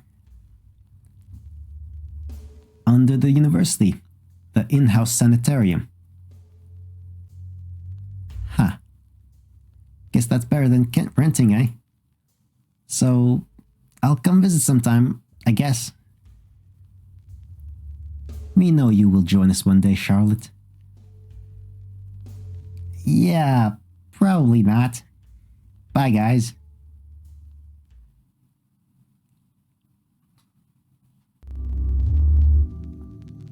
Wow. Yeah. Wow. That was it. What? Oh, that. Okay. Holy. Okay. That was intense. The intense past like 30 minutes or something like that. Holy. Okay. Fuck me. Jesus. All right. Okay. Well, that got resolved easily though. I get the Borg consciousness. You implant an idea and it kind of spreads and propagates amongst itself. And then... okay. Right. Everyone's really gone. Oh, hey Charlotte. Annie? Of course, Annie. Nice outfit, love. You look like a severed bullock. You didn't get absorbed into the monster? What monster? The monster the rest of the staff turned into? The thing in the basement that they call the next stage in human evolution? The vast network community of like-minded individuals that want to absorb the entire world into their mass as some terrible act of philanthropy? The thing that was worth experimenting on me for? The thing that my friend betrayed me to become? You know, that thing? No, they only really tell me the lunch menu for the day. So you turned the staff into monsters? Can I see? Just one big monster, and I don't think I want to ever go back downstairs. I don't know what to do. Oh, okay, sweet. Well, it's dangerous. Are they in pain? Do you need my help with something? Well, no. They seemed super into it, actually. And they told me they're not gonna, break out and absorb everyone on Earth. And they let me go, so I guess they weren't lying. Then how about you take a minute to breathe and come rest your weary noggin? Yeah, you're right. Yeah. I barely knew anything about anyone. Tell me about yourself. Well, I was born in London, but we moved out to the West Country because Dad wanted to be a farmer. He was an accountant. My mom looked after me and my brother. Turns out the only thing Dad could grow was carrots, so me and my brother would spend all day up the market selling carrots for, real food.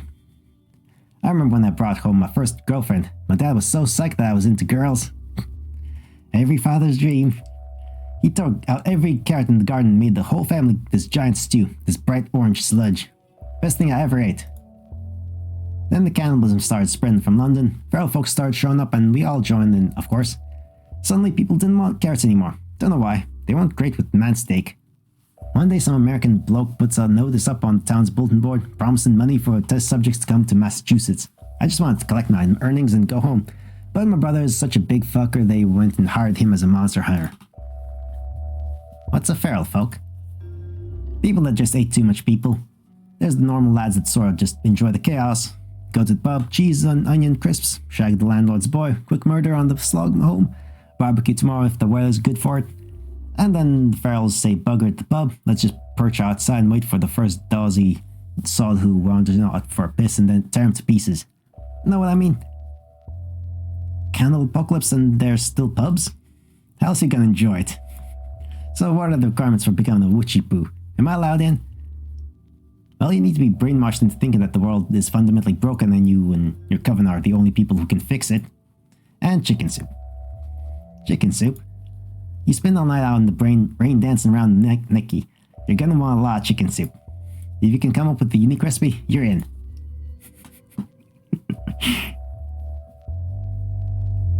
Toes. Huh? Chicken and toe soup. Suck the toe meat off like chicken wings, like hum hum num. Yeah, that's definitely a unique recipe. Meet me at midnight for your complimentary artificial sense of belonging and frostbitten ass. So now you've saved the day, are you gonna go back to your coven, kiss some frogs? That's princesses, and I wouldn't call merging the entire university into a giant tentacle monster with my eyes saving the day. Well, all the horrible stuff they just justified by saying it's for the greater good and whatnot, I'd call putting a stop to that saving the day. It's just lucky I talked them out of busting out of the university and absorbing everyone. And they only stopped out of self-interest, keeping out toxicity or whatever. If they get the idea that it would all be worth it, the whole planet's in danger. And you can just use your eyeballs on them again, right? Zap them into mush. That's the weird thing. My eyes don't work anymore. I tried to zap them and nothing. I guess I'm normal now. You know, my whole life I've been just surrounded by people who thought were like me. I like going to school with the other mutated kids. I liked my coven. I thought we were going to save the world. And when they told me to go to work for the biggest cult university in America, I was excited. This place sounds super cool. And I thought it was full of more folks like me, folks who want to help people. But it's all fucked up. Even the people whose ideals I agree with have these malicious agendas inside them. It sucks. So I'm done with people. I'm just getting away from civilization. The Mad Hermit method. I like it. You can borrow some of my hair. Make a nice beard. Actually, I was thinking like, do you remember that thing about going to England and the shotgun and the umbrella stand and the pea green oven and the polka dot dress? Because that sounds, you know, kind of cool. I can get a dish at the harbor. Really? Would I like fitting over there? Well, Nora, you're a Yank. We need to fix your accent. Say blimey. Blimey. Terrible. Oi. But I still gotta figure out what to do with the monster in the basement. First, you gotta pack your stuff up and get out of that straitjacket, my lovey. Yeah, I guess you're right. I kinda can't believe we're doing this. I'm kinda like nervous, you know. I've never been outside of New England, and now I'm going to Old England. Bloody burger. Bloody ass burger biscuits. Am I doing it? Well, you got the topics down. Aren't you gonna get ready too?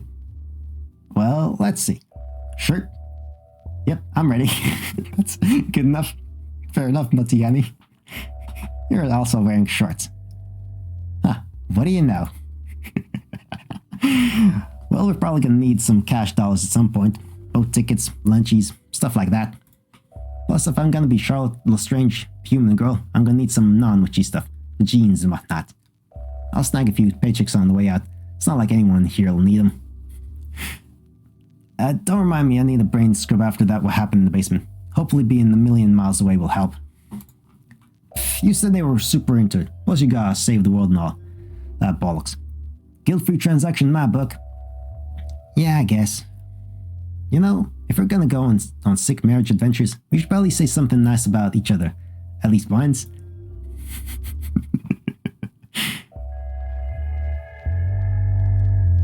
What's a nicer word for, succulent? God damn it. Okay, we'll put that on hold. That works. Oh, she's still there. Day 3 without morning announcements. Frightened, Charlie. I'm scared, alright? We were big fish in a small pond back in Tuscan, sure, but we were happy.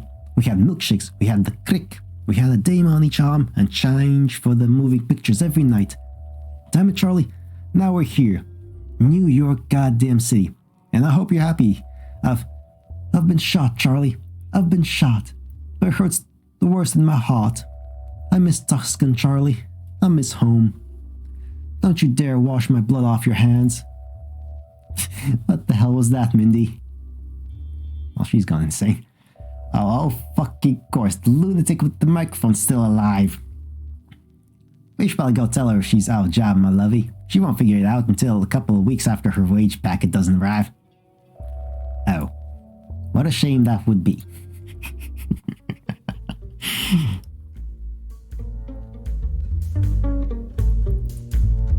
So let me get this straight. You were hired as a security guard a week ago, and within that week you've managed to flagrantly disobey security protocol by entering a classified primordial ooze extraction facility without the proper clearance, steal the valued possessions of a Miskatonic off-site employee, stop the transport of invaluable supplies and equipment to the plateau of Leng by dismantling portal production in Dunwich, destroy the most prestigious occult science school in North America, and convert the entire faculty and student body of said establishment into a mutated abomination of flesh and tentacles hosted by your best friend. And rather than solve any of these problems, you're taking a half-feral cockney cannibal who you met when she professed to wanting to eat the lower half of your body on a romantic vacation to elope in a country overrun by psychopathic man-eaters. Hello, Annie. Hello, Mindy. Now, what a heckin' minute. First of all, the only reason they hired me was to use my eyeballs for their creepy bullshit. Secondly, the primarily ooze extraction whatever was torturing kidnapped locals with fear experiments and cutting their brains out to suck the goo out with giant syringes. Thirdly, the Dunwich portals were created by keeping Lizzie's twin brother in a vat of primordial ooze, keeping him trapped in agony. So I let him out. The monster in the basement, which by the way is a fucking sanitarium for performing experiments on nutty folks, was the result of them using my ooze warping eyeballs, and worked just the way they wanted it to. And I only took that dead Randy stuff because the deep one in it all belonged to finally escape that horrible place. And even more in my defense, everyone really seems to enjoy being a big gross monster. Like, really a lot. Gasmic fun times, from what I saw. Avid City Constellation, if I took a chunk of her, I'd probably get dysentery. That dress is 12 seconds old.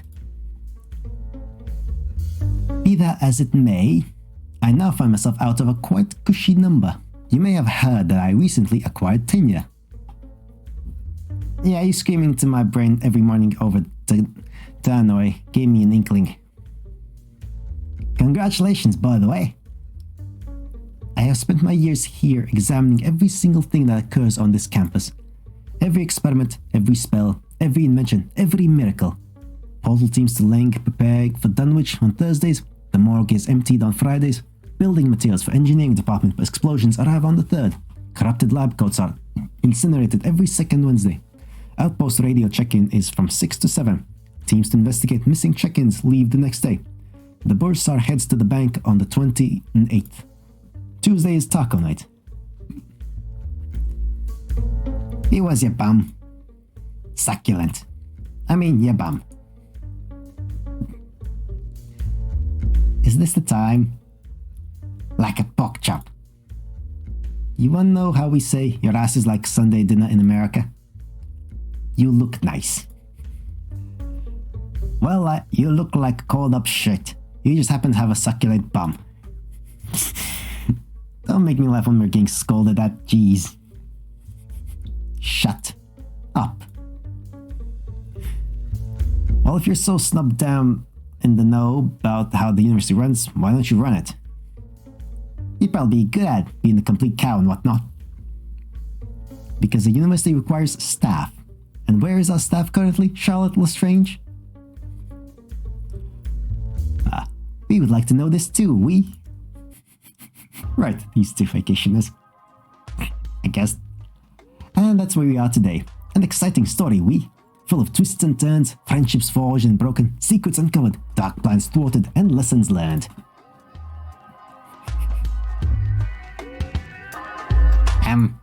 Okay. So why are you telling us this? Well, with most of the faculty congealed into a mass of murder, out of the rest of us, you're the most senior and highest ranking member.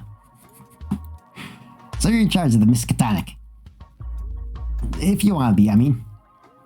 Since you and Billy are interdimensionally connected to Yog-Sothoth, we'll have all the knowledge of the known universe at our disposal. Which means no more invasive space experiments on innocent members of the public. No more monster autopsies.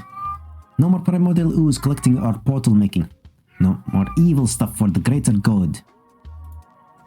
We can start making real leaps in occult science and technology with you guys at the helm.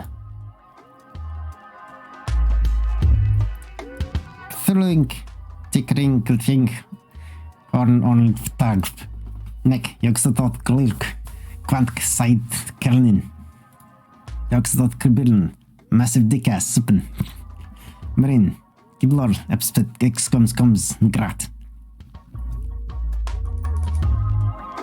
Will someone make us grilly cheese? You can have as many as you like. Okay, let's get started. Grilly cheese. The ultimate bribe. The Miskatonic. Well, this was fascinating. This was art and story by Jack Kalis. Music by Risaid 3. No idea how to actually pronounce that. Heads of department: Nico Dye, Elliot Haycock. Oh, damn it, I can't read that fast. Anthony Scott Bay, Wilbur Frisk, Christopher Goshen, Asaf Shama. as somebody. I'm not. And Alexander Cortes, Andrew Billet. I can't read all that. You're gonna have to pause it to read the credits. Unfortunately, it's just too much. I mean, they didn't have voices. There were no settings to change on voices. Alpha. Okay, this was a Kickstarter thingy as well. Music's nice. Music's real nice though. This. I'm gonna look it up. Gonna get it as a background, as a track for myself as well. It's nice. Lots of backers doing all the thing. Yeah, it's good for them. I guess I'll kite myself there. A bit late, but still. It's a lot of people that back this project apparently. It's nice, it's good, it's well made, and all that jazz. It kept me engaged, just there's so much stuff happening all the time. Good lord. Like, my brain didn't have enough time to just go into weird or rambling places because the story itself was weird and rambly in a way, but like in more coherently. There was a reason for it to be that way. So it's like, I got nothing to do there. My brain's got nothing to do with it other than just absorb all this. Fascinating. Absolutely brilliant. Just as I thought. Ah, there you are. We were under the impression you would join us. And I was under the impression you would join the world. We thought better of it. A selection process was devised to keep toxic elements out of the community. Charlotte will inform the world that we are heaven, and those wanting to join us must be worthy. Yes, I'm entirely sure she will. Or perhaps she'll leave you down here and run off with her sharp-toothed gorilla companion. What? Why would she do that? Possibly because she sees you as a repugnant mass of flesh, with the sort of ideals one should lock in a basement. Possibly. We are heaven. To deny the world of us would be to deny an eternity of bliss for all mankind. She would bear the greatest crime against humanity in history of her on her shoulders. It seems like she's fine with that. Then you, Thirst, must make the Dunriches release us. Oh, I have no power over them. They listen to the little one, and the little one listens to the girl. But I have an idea of my own. Oh dear. We don't need your ideas, Thirst. Just get us out and tell the world that we're here. Our selection process will do the rest. Ah, yes. I assume you'll be personally screening every single person on Earth to determine any personality flaws? All 2 billion of them? Oh. Right. Fine. What's your plan? In lieu of spreading heaven across the world, the ambassador will travel from city to city, creating individual communities of flesh. These can be then observed as your little selection process demands. Those found to be amicable can be absorbed as single entities, whereas those found to be toxic can be left to rot. Doesn't that sound like fun? In theory, that would work, but I refuse to be separated from heaven. And even if I accepted, to remove myself and create individual communities would require Charlotte's eyes, which we don't have. No, you don't. Would you like them? Oh dear. Ah, at last. How do you feel?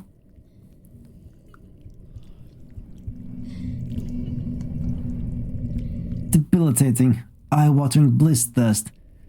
An emotional matrimony of contentment and peace that is as satisfying as it is exhilarating. I'm still connected, Thirst. I refuse to leave heaven. I just wonder if this is going to work. That is the starting thing about humans. Strange thing about humans. Like-minded individuals always converge to share their common interest, only to attempt to outdo each other's knowledge or passion for any given subject, which leads to mild thoughts becoming extreme righteous causes and a sense of elitism and hostility towards outsiders. What are the hells of religion or the far wings of politics, if not sensible ideas rotting in the convergences of human minds? Have you heard a European talk about their football? Trust me, you humans are incredibly predictable. You will jump at the chance to be connected into a vast neural community. The only thing to fear is that you'll find a way to ruin it. Are you ready to go?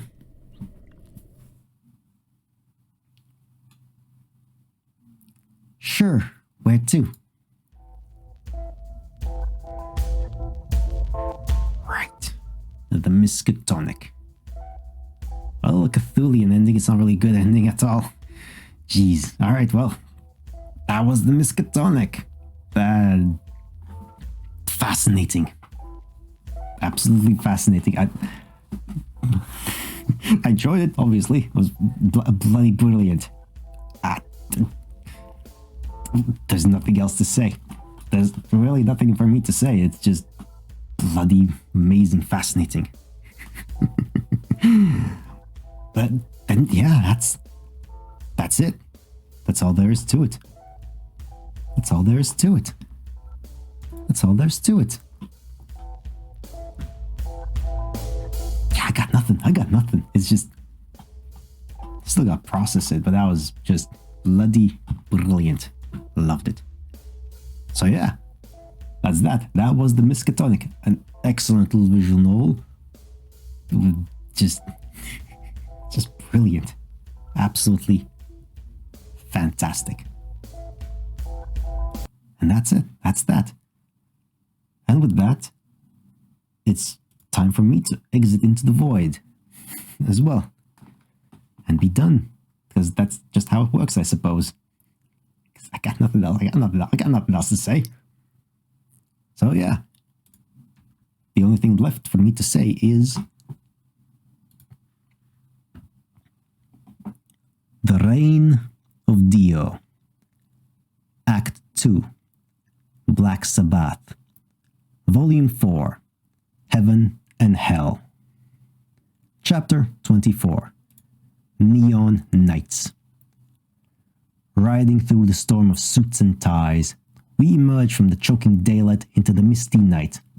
There they stand, our saviors in the flickering neon glow. Night after night, they protect us against the assailants of the mind. We are free to roam in blissful wonder, while our tormentors languish in their own nightmares. All is fleeting, we know this much. Yet, this cannot become sadness. All is fleeting, both the good and the bad. It is a cycle we cannot escape, but our knights in shining armor can push the edges in our favor. Thank you for listening, and goodbye.